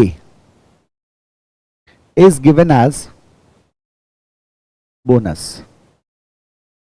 बेसिक पे का 5% जो है वो बोनस में दिया जा रहा है, ठीक है? If employ age is above 50 years, अगर 50 साल से ज्यादा एम्प्लॉय का एज है, 3% additional bonus is given on gross पे। ऑन ग्रॉस पे, ठीक है? Now this is the question, this is the question. अब मेरे को बताओ, आपसे कह रहा है नेट पे कैलकुलेट करो। आउटपुट डिक्लेयर्ड है क्वेश्चन में। क्या करना है मेरे को? नेट पे कैलकुलेट करना है। What is given here? NOD W and age. ये तीनों कहां गया? इनपुट में। तीनों कहां चला गया? इनपुट में चला गया। 5% जो है वो बोनस दिया जाता है बेसिक पे सबको। तो 5% का बोनस तो सबको मिल रहा है। 5% का बेसिक पे का 5% का जो बोनस है प्लस बेसिक पे, ये मिलके मेरा बनेगा ग्रॉस पे। अब उस ग्रॉस पे 3% का एडिशनल बोनस है, बट ये एडिशनल बोनस कंडीशनल है, इस पे लग गया है कंडीशन, और कंडीशन ये है कि ये उसी को मिलेगा जो 50 साल से ऊपर का है। अब आप समझ गए इनपुट में एज क्यों डाला गया, क्योंकि एज ही कंडीशन है। यानी कि इफ देन लॉजिक जब एग्जीक्यूट करेंगे तो क्या पूछेंगे, if age is less than और इक्वल टू व्हाट 50 इयर्स और मोर देन और इक्वल टू 50 इयर्स, अबव है ना, इज अबव 50 इयर्स तो मोर देन होगा, तो फिर 3% का एडिशनल बोनस आएगा। वो सारे एम्प्लॉय जिनका एज जो है 50 साल से नीचे होगा उन पे एडिशनल बोनस एप्लीकेबल नहीं होगा, तो एडिशनल बोनस उस केस में क्या हो जाएगा, 0 हो जाएगा। तो क्या सीक्वेंस आपके दिमाग में सेट हुआ है प्रोसेस का, बताओ। आपने कहा सर हमारे को क्या करना है, नेट पे कैलकुलेट करना है, तो पहले तो निकालना होगा बेसिक पे, बेसिक पे के बाद हमारे को कैलकुलेट करना होगा बोनस, बोनस कैलकुलेट हो गया तो फिर हम कैलकुलेट कर लेंगे ग्रॉस पे, ग्रॉस पे के बाद हमारे को कैलकुलेट करना होगा एडिशनल बोनस, और ये जो एडिशनल बोनस है ये है कंडीशनल, इसमें लग गया है कंडीशन, तो ये तो डायमंड से होगा। और एडिशनल बोनस निकलने के बाद हम कहां जा सकते हैं, नेट पे जा सकते हैं। So this is going to be our sequence, yes और no, this is going to be our sequence. आप सॉल्व कर रहे होगे, ठीक है, मैं भी करता हूं। अब आपको मैंने थोड़ा सा हेड स्टार्ट तो दे ही दिया कुछ सेकेंड्स का, तो ये अपना सीक्वेंस होने वाला है। तो क्वेश्चन आपके सामने आए तो बिल्कुल मत हड़बड़ाओ, पहले ध्यान से क्वेश्चन को पढ़ लो, अपने दिमाग में एक थॉट प्रोसेस डेवलप करो, एक लॉजिक डेवलप करो कि how I am going to solve this question, क्या क्या चीजें हैं जो वो हमसे पूछ रहे हैं, कहां कहां उन्होंने चीजों को घुमाने की कोशिश करी है। जैसे इसमें ग्रॉस पे आ गया, ग्रॉस पे आ गया तो ग्रॉस पे हमें सोचना होगा कि ग्रॉस पे कैसे कैलकुलेट होगा, क्योंकि जब तक ग्रॉस पे कैलकुलेट नहीं होगा तब तक एडिशनल बोनस कैलकुलेट नहीं होगा। तो ग्रॉस पे तो क्या हो जाएगा, बेसिक पे प्लस बोनस हो जाएगा। तो this is what you have to keep thinking, है ना। तो क्या क्या सोल्यूशन बताओ। स्टार्ट कर दिया, स्टार्ट करने के बाद हमने क्या ले लिया, इनपुट ले लिया। अभी तो हम लॉजिक ही समझ रहे हैं, अभी तो एग्जाम के क्वेश्चन पे नहीं गए, लॉजिक ही समझ रहे हैं। हाँ अभी बस लॉजिक समझ लो आप। एनओडी डब्ल्यू एंड एज, आगे बढ़े, है ना, आगे बढ़े। Can I calculate here the gross pay, एक साथ क्या हो जाएगा, आप बोलोगे sir NOD multiplied to W, है ना, थोड़ा लंबा हो जाएगा ना।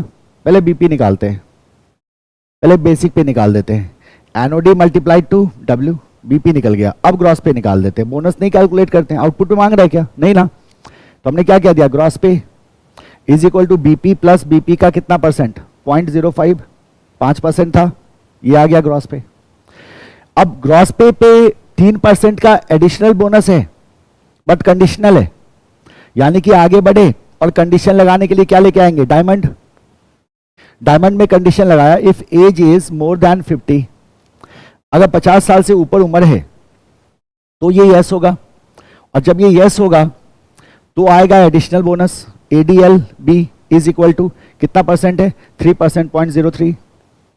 एडिशनल बोनस रेट कर देते हैं, एडिशनल बोनस रेट कर देते हैं 0.03, या ऐसा करते हैं ना, सीधा कैलकुलेट ही कर देते हैं। तो क्या हो जाएगा मेरा, additional bonus is equal to GP का 0.03, ठीक है। और अगर ये कहता है नो तो क्या होगा बालक, आप कहते हैं अगर ये सर आपका नो कहता है ना तो फिर आप बोलोगे sir additional bonus is equal to 0।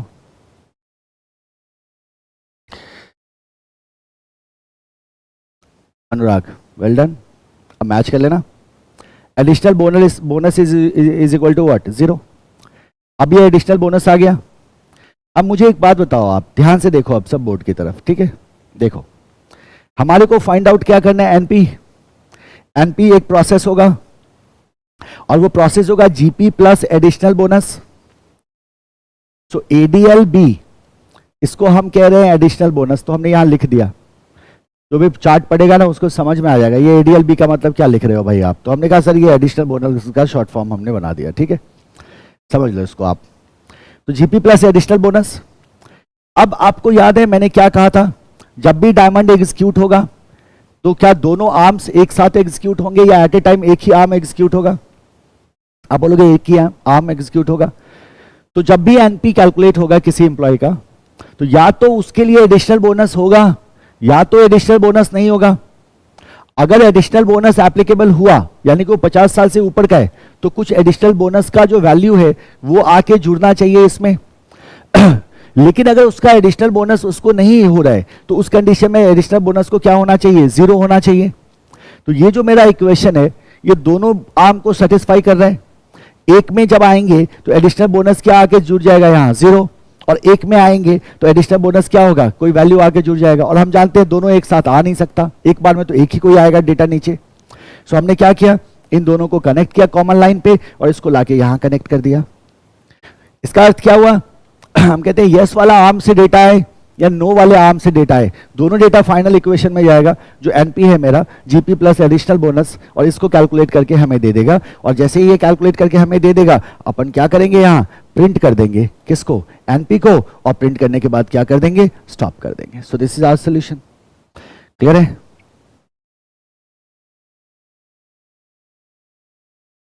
Clear है?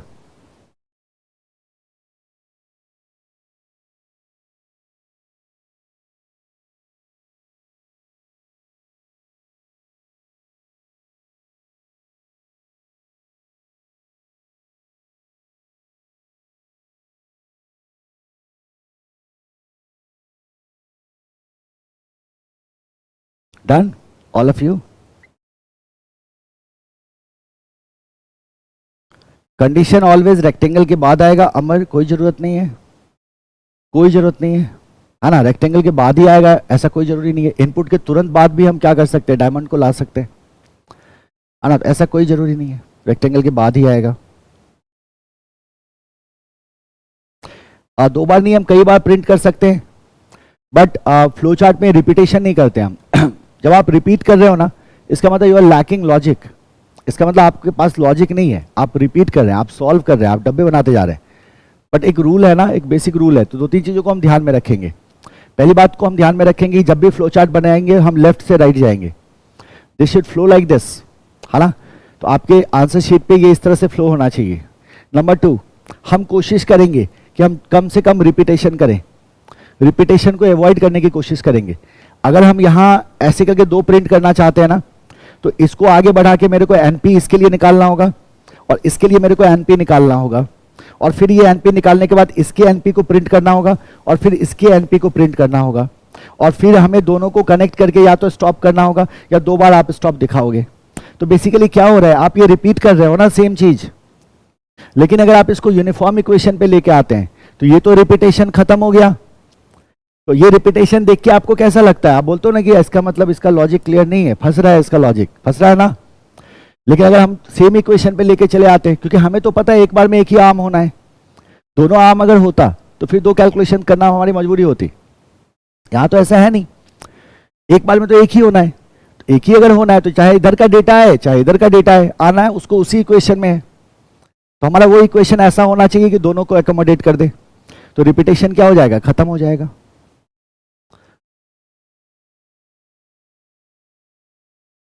इफ कंडीशन के बाद डायरेक्ट नेट पे कैलकुलेट करके प्रिंट किया for either case, is it correct? Condition के बाद इस इन बॉक्सेस में अगर आप सीधा नेट पे कैलकुलेट कर देते हैं और फिर प्रिंट कर देते हैं तो चलेगा, इट्स ओके, बिल्कुल चलेगा, है ना। हमने क्यों नहीं किया, थोड़ा लंबा फॉर्मूला बनेगा, लंबा फॉर्मूला अवॉइड करते हैं। कॉपी चेक करने वाले कितना आराम से कॉपी चेक करते हो तो आपको पता ही है। तो हम लंबे फॉर्मूला को थोड़ा अवॉइड करते हैं। अगर आपने यहाँ एनपी कैलकुलेट कर दिया तो यू आर करेक्ट, कोई दिक्कत नहीं है। आप यही पूछना चाह रहे हो ना Shantanu, you are correct. Done, clear है? थोड़ा सा कॉम्प्लिकेशन लेवल हम और बढ़ाएंगे और चलते हैं क्वेश्चन नंबर 4 पे। अभी भी हम सीक्वेंस एंड सिलेक्शन में भी है, जितने डाउट्स हैं पूछते चलना। तो अनुराग एक चीज तो क्लियर हो गया, दोनों कंडीशन के हम अलग अलग प्रिंट नहीं करेंगे, हम रिपीटेशन अवॉइड करेंगे, यूनिफॉर्म लाइन पे खींच के उसको हम एक प्रिंट पे लाने की कोशिश करेंगे। वो बेटर लॉजिक है। डायगोनल बॉक्स से कितना पॉइंट कनेक्ट कर सकते हैं, डायमंड ना Ramesh, are you talking about diamond? तो मैंने आपको शुरू में कहा था हर एक बॉक्सेस में सिंगल एंट्री सिंगल एग्जिट। देखो हर एक बॉक्सेस में सिंगल एंट्री सिंगल एग्जिट, हर एक बॉक्सेस में सिंगल एंट्री सिंगल एग्जिट। एक ही बॉक्स ऐसा है जिसमें दो एग्जिट करेंगे हम, वो है डायमंड। तो स्टडी मैट के सॉल्यूशन में आप देखोगे कि रेक्टेंगल पे भी डबल एंट्रीज है, 3 3 4 4 5 5 एंट्रीज रेक्टेंगल पे भी दिखाई गई है, बट हम अपन अवॉइड करना है हमारे को उसको। ठीक है, बेस्ट प्रैक्टिस क्या है कि हम कॉमन लाइन पे ले आते हैं। अगर हम ऐसे करके 2 एंट्री करते हैं ना यहां से, तो ये 2 एंट्री हो जाएगा इस बॉक्स पे। हम ऐसा ना करके हमने दोनों को कॉमन लाइन पे ले आया, इधर से भी डेटा आएगा तो यहां चला जाएगा, और इधर से भी डेटा आएगा तो यहां चला जाएगा। तो किस पे आ गया? कॉमन लाइन पे आ गया। सो this is the best practice. इसी को हम क्या करेंगे? फॉलो करेंगे। डन।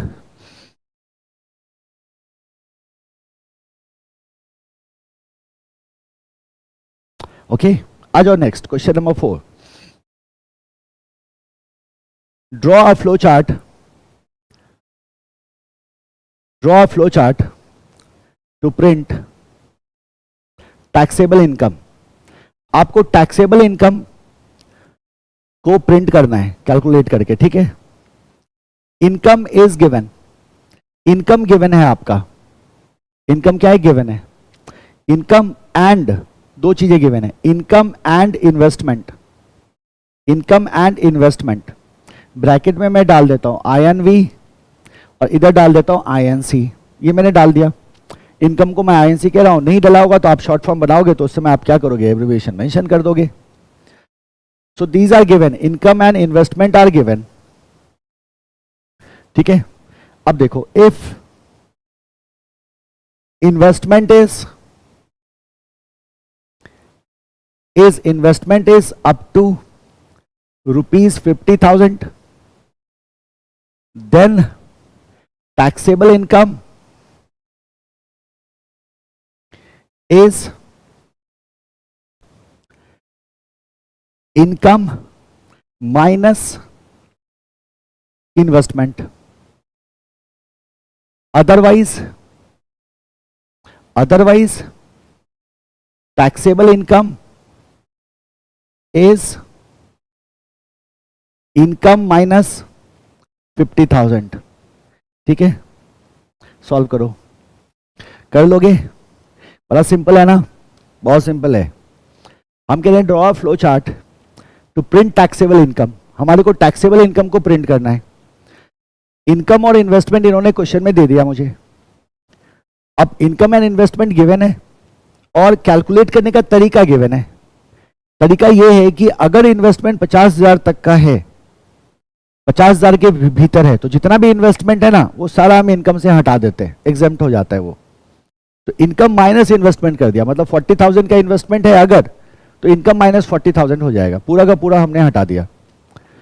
लेकिन अगर टैक्सेबल इनकम जो है 50,000, अगर इनकम 50,000 से क्रॉस कर जाता है, अगर इनकम 50,000 से क्रॉस कर जाता है, तो अब हम कह रहे हैं कि नहीं, अब 70,000 का इन्वेस्टमेंट कर दिया आपने तो 70,000 आपका एग्जाम्प्ट नहीं होगा, लिमिट 50 का ही है, तो मैक्सिमम 50,000 का ही हमारे को एग्जाम्पशन मिल रहा है। तो हमने इनकम माइनस क्या कर दिया? 50,000 कर दिया। इसका मतलब बालक 2 तरह से कैलकुलेट होगा टैक्सेबल इनकम, होगा ना? 2 तरह से कैलकुलेट होगा। उनका अलग होगा जिनकी इन्वेस्टमेंट 50,000 या 50,000 की से कम है, और उनका अलग होगा जिनकी इन्वेस्टमेंट 50,000 से ज्यादा है। Isn't it? होगा ना? Can you solve it? कर लोगे सॉल्व? फटाफट करिए एंड देन टेल मी कि हाँ हमने कर लिया, ठीक है।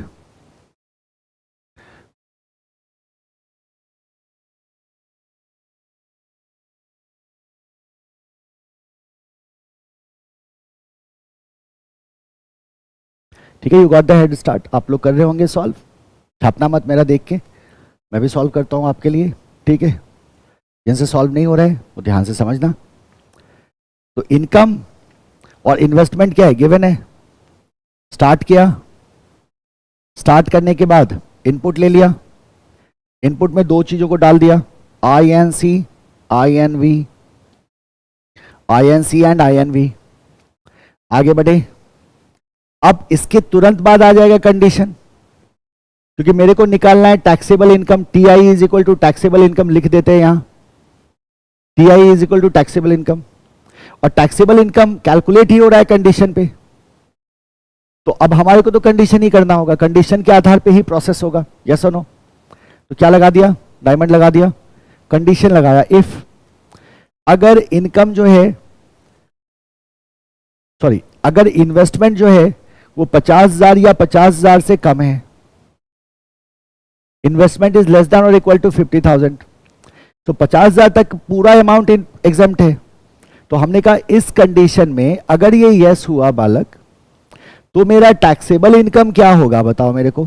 तो आप कहते sir T I is equal to income minus investment हो जाएगा आपका।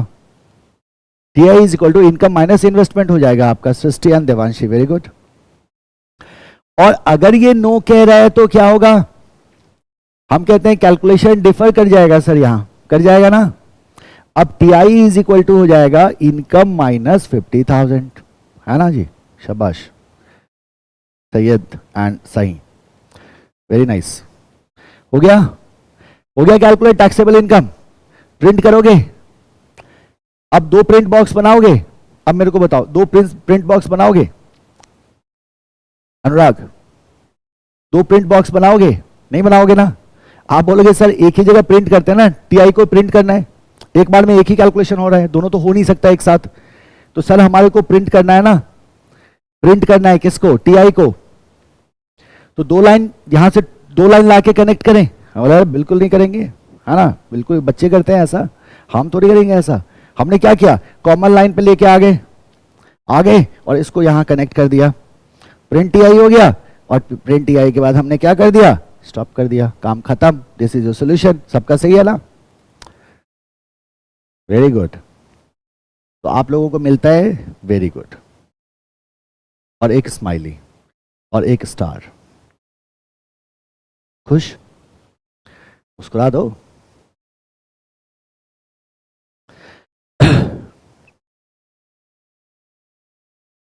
Done, okay. Question number 5,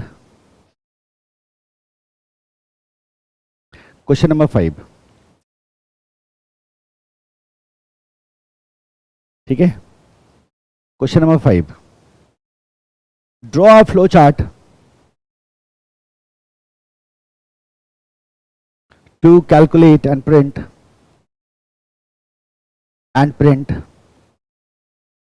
tax payable, ठीक है। Taxable income that is TI is given.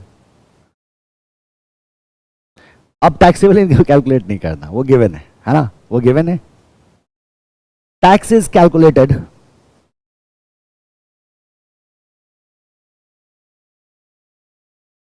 According to following slabs.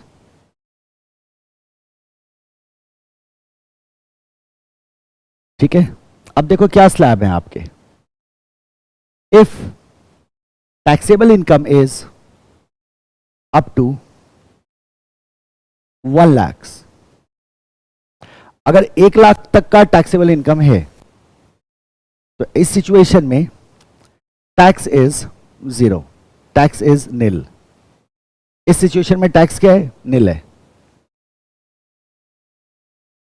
For taxable income up to 5 lakh, अगर 5 लाख तक का आपका taxable income है तो फिर आपका टैक्स है, टैक्स इज 2% ऑफ अमाउंट या 2% of taxable income above 1 lakh,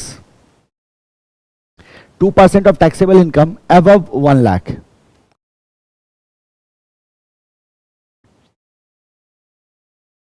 ठीक है, always take common line Ramesh. और अगर आप कुछ और ट्राई करना चाहते हो ना, तो I am not getting it by theoretical explanation, you can simply just click the photo of your WhatsApp and your flow chart and WhatsApp, है ना। तो अभी क्लास के बाद WhatsApp कर देना, आई विल सी कि आप क्या करना चाह रहे हो, आप कुछ अलग करना चाह रहे हो तो वो सही है या नहीं। तो tax is 2% of taxable income above 1 lakh, क्योंकि 1 लाख तक का तो हमारे को एग्जाम्पशन है यहाँ, है ना। देखने से तो यही लग रहा है कि 1 लाख तक कोई टैक्स नहीं देना हमारे को, ठीक है।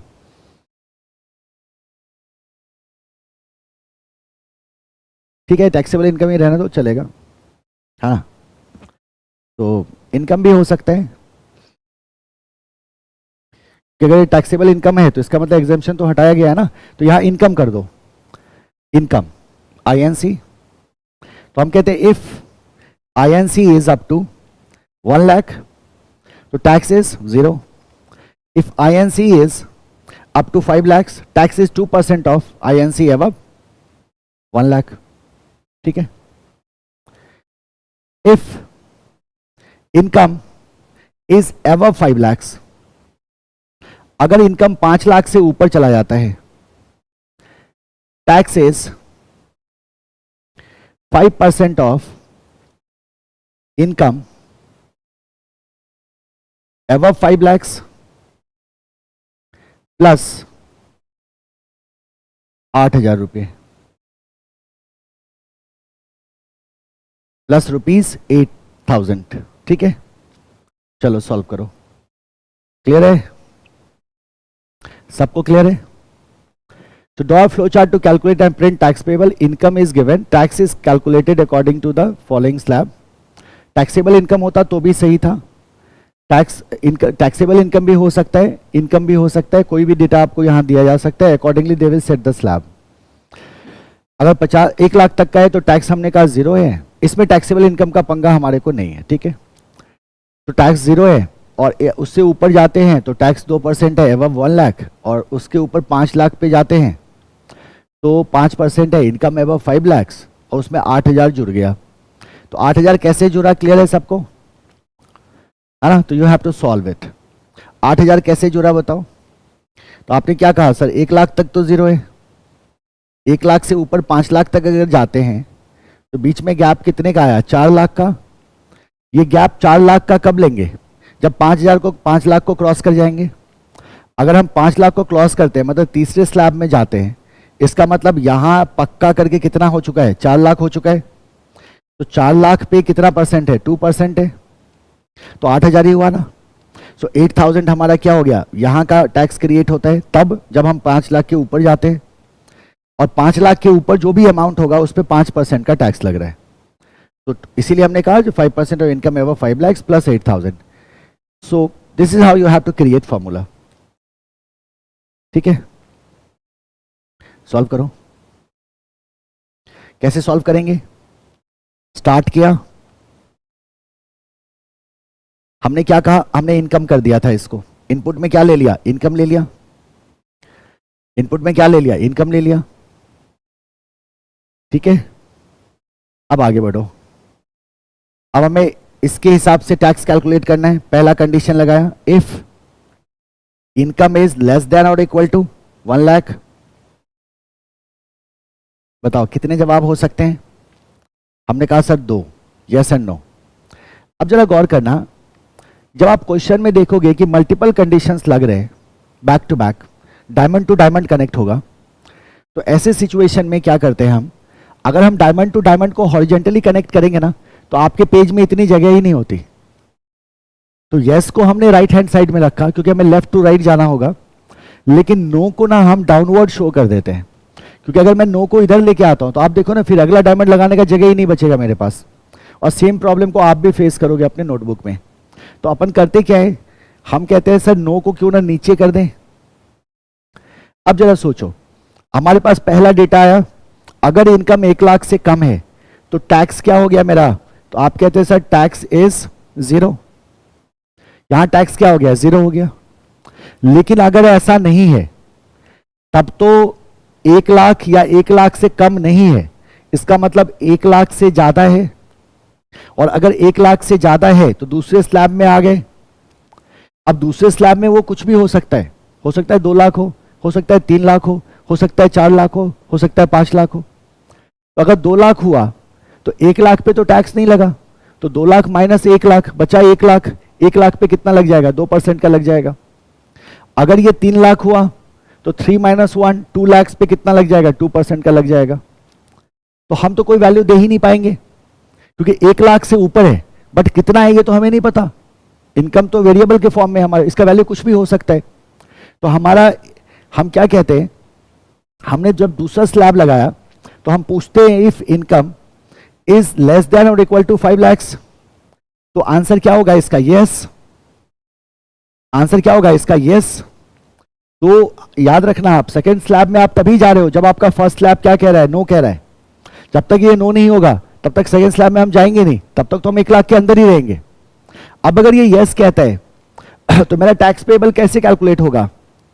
तो हमने कहा सर जो मेरा टोटल इनकम है, चाहे वो 2 लाख हो, 3 लाख हो, 4 लाख हो, 5 लाख हो, टोटल इनकम में से मेरे को क्या करना होगा, 1 लाख को हटाना होगा, क्योंकि क्वेश्चन हमसे कह रहा है कि 1 लाख को हटा के जो अमाउंट बचता है उस पर 2% लगाओ। ये क्या हो गया 0.02, इस पे क्या लग गया मेरा 2% का टैक्स लग गया, तो ये मेरा टैक्स निकलेगा कितने पे, 5 लाख पे, अप टू 5 लाख, 5 लाख तक हमारा यही फॉर्मूला काम करेगा। लेकिन अगर ये नो कह देता है, इसका मतलब हम चले गए तीसरे स्लैब में, तो तीसरे स्लैब में हम सवाल पूछें क्या, ये आखिरी स्लैब है, जरा सोचो, 1 लाख में अगर नो कह रहा है, 1 लाख में कह रहा है नो, 5 लाख में कह रहा है नो, तो अगर 5 लाख में नो कह रहा है तो इसका मतलब 5 लाख से ज्यादा है। और तीसरा सीधा कह रहा है if income is above 5 lakh, तो 5 लाख के ऊपर कोई भी इनकम है that will be considered here. तो क्या हमारे को डायमंड लगाने की जरूरत है, तो हम कहते हैं टेक्निकली सर नहीं, हम सीधा कैलकुलेशन कर सकते हैं, क्योंकि अब जो कैलकुलेशन होगा वो 5 लाख से ऊपर वाले का होगा। तो हम यहां सीधा क्या कर सकते हैं, we can make the rectangle, और रेक्टेंगल में हम अपने कैलकुलेशन को दिखा सकते हैं। टैक्स इज इक्वल टू, अब 5 लाख के ऊपर गया, यानी कि यहां 5 लाख का वैल्यू पूरा हो गया था, तभी तो ऊपर गया, तो 5 लाख माइनस 1 लाख, 4 लाख पे 2%, तो 8,000 तो मेरा आगे जुड़ गया जी, प्लस अब हमने कहा जो टोटल इनकम था उसमें से 5 लाख को हटा दो, जो बचा उस पर कितना परसेंट लगा रहे हैं हम, 0.05, 5% था ना, तो हमने कह दिया 0.05, तो ये मेरा क्या निकल के आ गया, टैक्स, तीनों टैक्स निकल गए। अब हमें क्या करना है, इन्हें प्रिंट करना है, तो आपको पता है क्या करने का है, कॉमन लाइन पे लाना है, क्या करने का है, कॉमन लाइन पे लाना है। तो हमने क्या किया, इसको ऐसे कनेक्ट किया, इसको ऐसे कनेक्ट किया, इसको ऐसे कनेक्ट कर दिया। एरो लाइन आपको फ्रीडम देता है, एरो लाइन डेटा के मूवमेंट को बताता है, एरो लाइन डेटा के मूवमेंट को बताता है। तो ये मेरा 3 कैलकुलेशन मेरे पास आया, तो मैं क्या 3 प्रिंट दिखाऊं, हाँ बोलोगे क्यों दिखाओगे आप 3 प्रिंट, क्योंकि प्रिंट तो एक बार में एक ही होगा, आपका कोई एक ही टैक्स कैलकुलेट होगा, तीनों में से कोई एक ही प्रोसेस होगा। अगर आप यहां से शुरू करते हैं और आईएनसी अगर आपका इसके अंदर आ जाता है यस में, तो सिर्फ ये होगा, बाकी तो होगा ही नहीं। लाइकवाइज अगर आप मान लो यहां से शुरू करते हैं और आईएनसी आपका दूसरी कैटेगरी में जाता है, तो ये होगा, ये और ये नहीं होगा, एक बार में इन तीनों में से एक ही प्रोसेस होने वाला है। अब बारी बारी से तीनों प्रोसेस हो सकता है। हमने क्या किया, तीनों को आगे लेके गए और एक कॉमन लाइन ड्रॉ कर दिया, कॉमन लाइन ड्रॉ करके हमने क्या किया, प्रिंट कर दिया। प्रिंट करना क्या है हमारे को, टैक्स, और हमने इसको क्या कर दिया, स्टॉप कर दिया। तो टैक्स बोलो या टैक्स पेएबल था क्वेश्चन में, तो हमने इसको टैक्स पी कर दिया, टैक्स पी कर दिया और लिख दिया tax pay is equal to tax payable. यही शब्द शायद हमने यूज किया था क्वेश्चन में, तो उसी को हम आउटपुट में शो कर सकते हैं।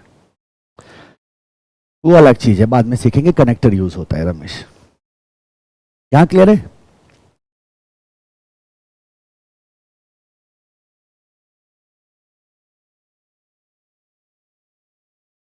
डन।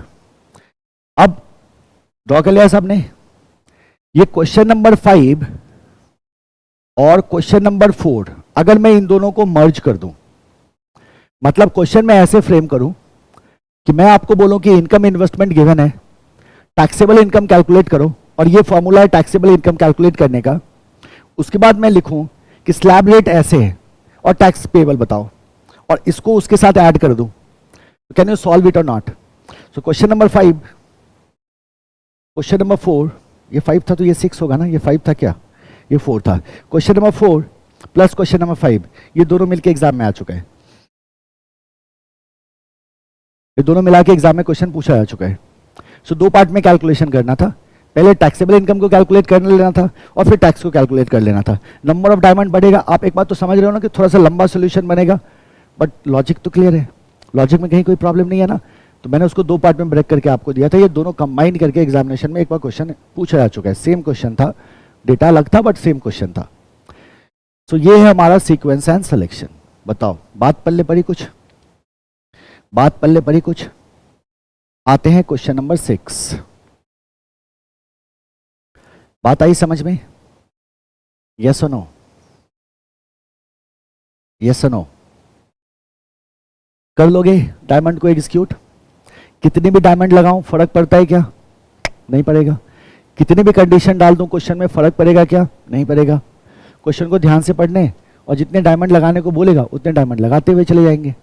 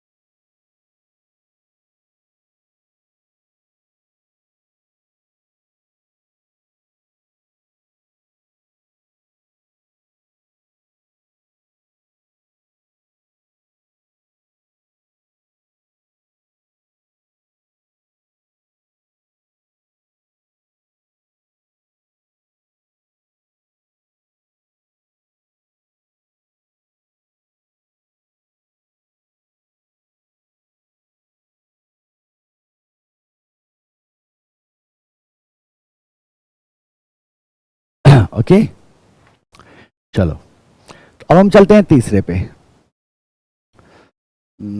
कोई बात नहीं, थोड़ा सा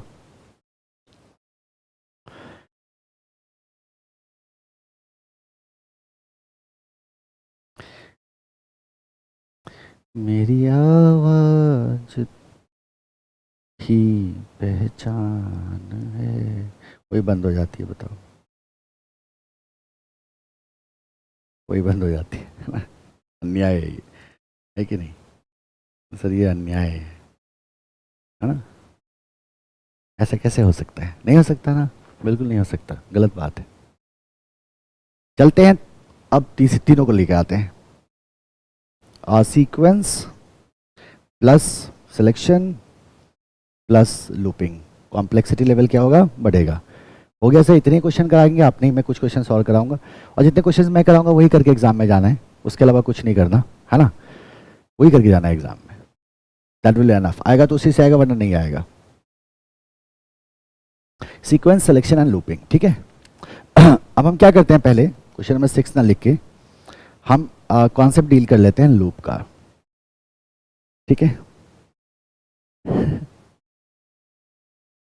लिरिक्स क्या है पूरा, है ना, अभी गा के सुनाता हूँ, अभी सुनाऊंगा, ठीक है। तो फिलहाल लूप को समझ लेते हैं पहले, उसके बाद सुनाऊंगा, ठीक है। लूप क्या है? हमने कहा सर रिपीटेशन का काम आएगा, तो लूप का एक स्टैंडर्ड डायग्राम दिमाग में रखो पहले, ठीक है। इस पे मैं आपको कुछ वेरिएशंस बताऊंगा, ध्यान से सुनना। फ्लोचार्ट हमेशा काम आएगा आपको, कल के डेट में प्रोफेशनल लाइफ में भी बहुत काम आएगा। फ्लोचार्ट बहुत यूज़ होता है हर एक जगह, कॉर्पोरेट में जाओगे काम करने के लिए तो बहुत, आप देखोगे हर एक तरह के डायग्राम्स बहुत ज़्यादा यूज़ होते हैं। तो लूप का एक स्टैंडर्ड डायग्राम कैसा होगा, ठीक है। देखो, लूप का मतलब होता है कि हम किसी भी काम को क्या कर रहे हैं, रिपीट कर रहे हैं, किसी भी काम को रिपीट कर रहे हैं। तो जब रिपीट करने की बात आएगी तो अब सवाल आता है कि repeat how many times, repeat how many times, कितनी बार रिपीट करना है, रिपीट हाउ मेनी टाइम्स, ठीक है। और दूसरा एक कंसर्न आता है कि अगर मैंने इसका जवाब नहीं दिया हाउ मेनी टाइम्स और बोला रिपीट करो, और मैंने ये नहीं बोला हाउ मेनी टाइम्स, कितनी बार रिपीट करो, तो इसका क्या मतलब हो गया कि करते रहो करते रहो करते रहो करते रहो, उसका कोई अंत ही नहीं है, नहीं है ना। जैसे ही मैंने हाउ मेनी टाइम्स का आंसर नहीं दिया, इसका मतलब I am referring to infinite, इसका मतलब ये जाएगा किधर को, इनफाइनाइट लूप में, ये तो कभी खत्म ही नहीं होगा। तो जाहिर सी बात है इनफाइनाइट लूप में तो हमारे को नहीं जाना, क्वेश्चन ने दे दिया इनफाइनाइट लूप बना के, तो वो अलग बात है, हम खुद से तो नहीं जाएंगे। We have to stop our loop at some point of time. तो हम कहते हैं how many times, how many times. तो इसमें दो पॉसिबिलिटी बनती हैं। एक तरीका यह हो सकता है कि नंबर ऑफ टाइम्स जो होगा क्वेश्चन में बहुत क्लियरली स्पेसिफाइड होगा, नंबर ऑफ टाइम्स जो होगा क्वेश्चन में क्लियरली स्पेसिफाइड होगा। तो आप कहते हैं how many times is clearly specified. अगर ये क्वेश्चन में क्लियरली स्पेसिफाइड है, जैसे देखो आपको कहा कि सैलरी कैलकुलेट करो फॉर 200 एम्प्लॉइज, सैलरी कैलकुलेट करो फॉर 200 एम्प्लॉइज, 200 एम्प्लॉइज के लिए सैलरी कैलकुलेट करो, 200 एम्प्लॉइज के लिए सैलरी कैलकुलेट करो। इसका मतलब क्वेश्चन कह रहा है कि लूप कितनी बार चलाओ, 200 बार चलाओ।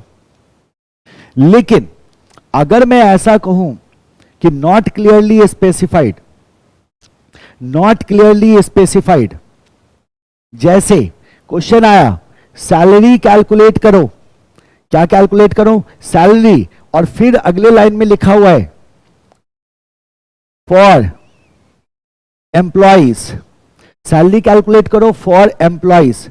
एम्प्लॉइज का मतलब क्या हो गया, तो हम कहते हैं सर ये तो हो गया प्लूरल, ये तो सिंगुलर है नहीं, और अगर ये प्लूरल है इसका मतलब मोर देन वन एम्प्लॉय, और अगर मोर देन वन एम्प्लॉय है इसका मतलब लूप इज नीडेड, लूप की जरूरत है।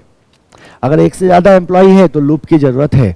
लेकिन क्या इसमें नंबर स्पेसिफाइड है, कितना कितना एम्प्लॉय है, तो हम कहते हैं नहीं स्पेसिफाइड है। तो नहीं स्पेसिफाइड है तो इनफाइनाइट में तो जाएंगे नहीं, है ना, हमें क्या करना होगा, कहीं ना कहीं लूप को रोकना होगा।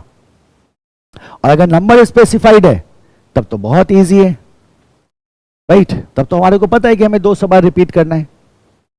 इनफाइनाइट लूप क्या हुआ सर, कि जो लूप कभी रुके ही ना, कभी कंडीशन ही सेटिस्फाई नहीं होगा कि स्टॉप पे जाओगे, वो कंडीशन कभी सेटिस्फाई ही नहीं होगा, हमेशा लूप चलता रहेगा और वैल्यू देता रहेगा, उसको इनफाइनाइट लूप कहते हैं, वो कभी नहीं रुकता। ठीक है, तो ये पॉसिबिलिटीज हैं हमारे पास as far as loops are concerned. ठीक है, जब लूप, स्टैंडर्ड लूप हम लगाते हैं तो कैसे लगाते हैं, ठीक है, स्टैंडर्ड डायग्राम हमें सीखना है। तो हमारे पास एक क्वेश्चन है, सेम क्वेश्चन है जो हमने पहले सॉल्व किया हुआ है, कि हम कह रहे हैं कैलकुलेट करो सैलरी, और फिर हम कह रहे हैं एनओडी और डब्ल्यू जो है ये गिवन है, ये क्या है, गिवन है।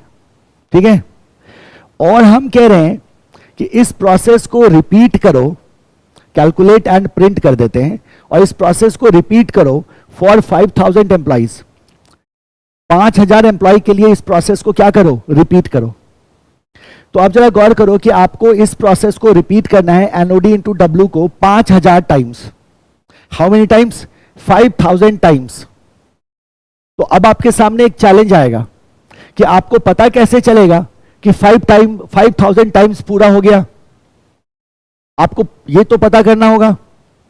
तो आपको क्या करना होगा, आपको काउंटिंग करनी होगी। आपको क्या करना होगा, आपको काउंटिंग करनी होगी।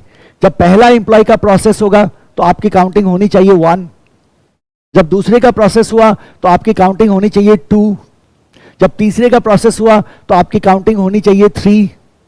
तो अगर मैं काउंटिंग करने के लिए एक वेरिएबल लूं जिसको मैं बुलाऊं काउंटर, और काउंटर को मैं सी कर दूं, तो इसका मतलब यह हुआ कि जितनी बार लूप चलेगा सी का वैल्यू 1 से बढ़ेगा। अगर मैंने सी को 1 माना और पहले एम्प्लॉय का प्रोसेस किया, तो जब दूसरे एम्प्लॉय का मैं प्रोसेस करूंगा तो सी का वैल्यू 2 होना चाहिए, जब तीसरे का प्रोसेस होगा सी का वैल्यू 3 होना चाहिए, जब चौथे का प्रोसेस होगा तो सी का वैल्यू 4 होना चाहिए।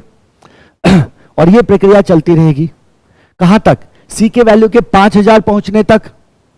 और जब सी का वैल्यू 5000 पहुंच जाता है तो लूप रुकना चाहिए। इनफाइनाइट लूप में तो ले नहीं जा रहे हैं हम उसको, 5000 टाइम्स रिपीट करके लूप को क्या करना होगा, रोकना होगा। तो हम क्या देख रहे हैं कि सर एक तो हमारे को काउंटिंग करनी होगी, काउंटिंग करने का मतलब है काउंटर को हमें बढ़ाना होगा एक एक से, काउंटिंग तो सीरियल ही होती है, तो एक एक से काउंटर बढ़ेगा।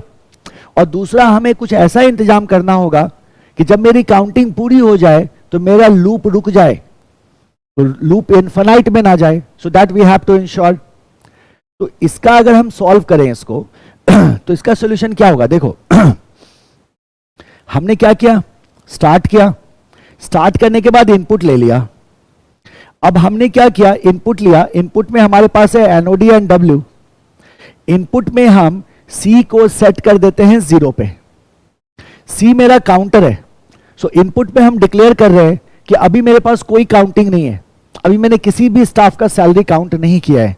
ठीक है, ऐसा करने के बाद हम कह देते हैं सी बिकम सी प्लस 1, या इसको देखो और सिंपल तरीके से करो ताकि आपको जरा सा भी कंफ्यूजन ना हो। हमने कहा सी इज इक्वल टू 0, हमारे पास कोई काउंटिंग नहीं है, सो काउंटर को हमने कितने पे सेट किया, 0 पे। जब हम काउंटर को 0 पे सेट करते हैं, सी बिकम्स 0, ये क्या हो गया, सी बिकम्स 0। तो सी बिकम्स 0 प्रोसेस है, तो हमने इसको प्रोसेस बॉक्स में डाल दिया, रेक्टेंगल में डाल दिया।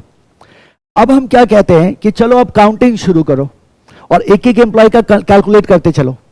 तो अगर काउंटिंग शुरू करो तो इसके लिए हमारे को लेके आना होता है इंक्रीमेंट प्रोसेस। अब याद रखना, इंक्रीमेंट प्रोसेस में हमने क्या कहा कि सी बिकम्स सी प्लस 1। इसका मतलब यह होता है कि सी का नया वैल्यू सी प्लस 1 है। अब हमेशा याद रखना यह मैथमेटिकली इनकरेक्ट है, c can not be equal to c plus 1, ये तो हो ही नहीं सकता, ये तो प्रैक्टिकली नहीं है, गलत है ये। तो हम कहते हैं ये कौन सा इक्वल टू है, ये इक्वल टू नहीं है, ये बेसिकली क्या है, बिकम्स। मतलब सी का जो नया वैल्यू है वो सी प्लस 1 है। तो अगर हमने सी को 0 पे सेट किया और पहला कैलकुलेशन किया और उसके बाद हम देख रहे हैं सी बिकम्स सी प्लस 1, तो 0 प्लस 1, सी का नया वैल्यू क्या हो जाएगा, 1। फिर जब लूप घूम के आएगा और हम दूसरा करेंगे तो वो बन जाएगा फिर से c become c plus one. अच्छा c का वैल्यू क्या हो चुका था 1, अब क्या हो जाएगा 1 प्लस 1, तो c का नया वैल्यू हो जाएगा 2। फिर लूप घूम के आया, फिर क्या हो जाएगा c become c plus one, यानी कि 2 प्लस 1, c का नया वैल्यू क्या हो जाएगा 3। तो इस c का वैल्यू एक एक से बढ़ते रहेगा इस इंक्रीमेंट प्रोसेस के थ्रू, तब तक जब तक कि c का वैल्यू 5000 ना हो जाए। तो हमने क्या किया, यहां हमने कह दिया c become c plus one, यहीं से काउंटिंग शुरू कर देते हैं। मान लो c become c plus one. ऐसा करने के बाद इनपुट उठा लिया। इनपुट में क्या था हमारे पास, एनओडी था और डब्ल्यू था। हमने क्या कर लिया, सैलरी कैलकुलेट कर लिया, एनओडी मल्टीप्लाइड टू डब्ल्यू। पहला इंप्लॉय है मेरा, क्योंकि सी का वैल्यू अभी मेरा क्या है 1 है। फिर आगे बढ़े, इसको प्रिंट कर दिया, प्रिंट सैलरी। और अब जरा गौर करो, प्रिंट सैलरी। अब हमने क्या कहा था कि हमें एक ऐसा लॉजिक चाहिए कि हम 5000 पे इसको रोक दें। तो हम यहां एक सवाल पूछते हैं, एक कंडीशन लगा देते हैं, if c is equal to 5000। मतलब ये हुआ कि जैसे ही c का वैल्यू कितना होता है 5000 होता है, मतलब 5000 बार रिपीटेशन हो जाता है। जैसे ही c का वैल्यू 5000 होता है ये यस बोलेगा, और जैसे ही ये यस बोलेगा हमारे को क्या कर देना है, स्टॉप कर देना है। लेकिन क्या ये अभी यस बोलेगा, नहीं, क्योंकि अभी तो c का वैल्यू क्या हुआ था 1 हुआ था, 0 प्लस 1 इज इक्वल टू 1। तो हम कहते हैं सर इसका मतलब ये बोलेगा नो। नो बोला, अब हमें क्या करना है कि ये वाला जो पार्ट है ना इसको रिपीट करते हुए चलना है 5000 बार। अब नो बोल रहा है, इस पार्ट को तो मेरे को रिपीट करना ही करना है, यही मेरा आइडिया है, 5000 एम्प्लॉय का सैलरी निकालना है। लेकिन साथ ही साथ सी का वैल्यू क्या होना चाहिए, बढ़ना चाहिए। तो हमने क्या किया, इस लूप को यहां ले गए और यहां ले जाके हमने इसको यहां से कनेक्ट कर दिया। अब ये इधर से घूम के आया, और इधर से जब ये घूम के आया तो सी का वैल्यू फिर से एक से बढ़ा। पहले 1 हो चुका था, 1 प्लस 1 2 हो गया, तो दूसरे एम्प्लॉय का कैलकुलेशन हुआ, फिर 2 प्लस 1 3 होगा, तीसरे एम्प्लॉय का कैलकुलेशन होगा, और जैसे ये 5000 होगा ये क्या हो जाएगा, स्टॉप हो जाएगा। तो क्या स्टैंडर्ड फॉर्मूला बन रहा है आपका। आपने कहा सर किसी भी चार्ट में हमने स्टार्ट किया, स्टार्ट करने के बाद c इज इक्वल टू 0 लगाया, c इज इक्वल टू 0 लगाने के बाद c is equal to c plus 1 लगा दिया। उसके बाद हमने अपना इनपुट जो भी था इनपुट उठाया, इनपुट उठाने के बाद जो भी प्रोसेस है मेरा, डायमंड है, प्रोसेस है, जो भी है वो करते चले गए। वो करने के बाद लास्ट में जाते हैं और एक डायमंड लगा देते हैं और पूछते हैं c is equal to last. अब जरा देखो मैंने क्या कहा, c is equal to last. अब सोचो क्वेश्चन में एम्प्लॉइज नंबर नहीं दिया हुआ है, हमने कहा if c is equal to last, तो हम कहते हैं आखिरी एम्प्लॉय है, तो हमने कहा आपने लास्ट क्यों लिखा, क्योंकि नंबर गिवन नहीं था। और अगर ये 200 है तो हमने क्या कहा, c इज इक्वल टू 200। अगर ये 5000 है तो हमने क्या कह दिया, c इज इक्वल टू 5000। और अगर नंबर मेंशन नहीं है तो हमने पूछा c is equal to last, क्या c आखिरी है। जैसे ही ये सवाल पूछा शुरू में ये क्या बोलेगा, नो। नो बोलेगा, मेरे को क्या करना है, लूप चला देना है। और जैसे ही ये यस बोलता है हम क्या करेंगे, प्रिंट कर देंगे। प्रिंट पहले भी कर सकते हैं, बाद में भी कर सकते हैं, डिपेंडिंग ऑन क्वेश्चन, और स्टॉप कर देंगे। ये मेरा स्टैंडर्ड डायग्राम है, इसको ना दिमाग में सेट कर लो। सबके सबके दिमाग में क्या होना चाहिए, ये सेट होना चाहिए। आपको क्या करना है, स्टार्ट किया c is equal to 0, c is equal to c plus 1, last में पूछना है c is equal to last, और लूप चला देना है। अब इसमें कई सारे वेरिएशंस हो सकते हैं एज पर द क्वेश्चन, आप लूप को जैसे चाहो वैसे ट्विस्ट कर दो, है ना। c और c0, c is equal to c plus 1, c is equal to last को आप बहुत तरीके से चेंज कर सकते हैं, बहुत तरीके से चेंज कर सकते हैं, जो आप सीखोगे। जब मैं क्वेश्चंस कराऊंगा तो आप इसको सीखोगे। ये क्लियर है सबको, ये क्लियर है। This is your concept of what, looping.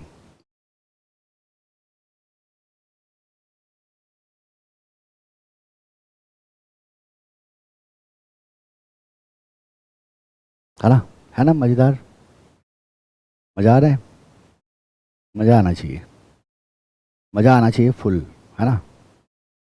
मजा लेना नहीं है, मजा आना चाहिए। मजे लेने में चक्कर हो जाता है, अभी मजे लेंगे तो फिर सजा मिल सकती है। मजा आना चाहिए, है ना। बात घुसनी चाहिए दिमाग में। कितने दिमाग होते हैं इंसान के पास, 2 होता है ना। तो घुटने वाला लगाना है क्या, नहीं, घुटने वाला नहीं लगाना हमें। लगाना है क्या, नहीं। कोई ऐसा भी बच्चा है जो घुटने वाला दिमाग लगा रहा है, हम क्या बोलेंगे, नहीं सर हम घुटने वाला दिमाग नहीं लगाते, ठीक है। So this is your looping. अब हमें क्या करना है, sequence selection and looping we have to solve some questions. 6 number की कैपेसिटी में क्वेश्चन आते हैं, इसीलिए इंस्टीट्यूट के पास बड़ा लिमिटेड अपॉर्चुनिटी है। पहले 10 नंबर के क्वेश्चंस आते थे तो बड़े कॉम्प्लिकेटेड क्वेश्चंस पूछे जाते थे। तो जितने भी टाइप ऑफ क्वेश्चंस हैं जो एग्जामिनेशन में आ सकते हैं, जैसे एक बार अभी मैंने आपको टैक्सेशन वाला बताया, लाइकवाइज जितने भी टाइप ऑफ क्वेश्चंस हैं उन सारे टाइप ऑफ क्वेश्चंस को tomorrow we will be covering. कल Saturday we have class tomorrow, ठीक है। तो कल हम क्या करेंगे, उसको कवर करेंगे और उसको कवर करने के बाद we will have our test. Last में टेस्ट होगा, तो कल की क्लास थोड़ी लंबी क्लास होगी, उसके लिए तैयार रहना, because we will doing lot of questions.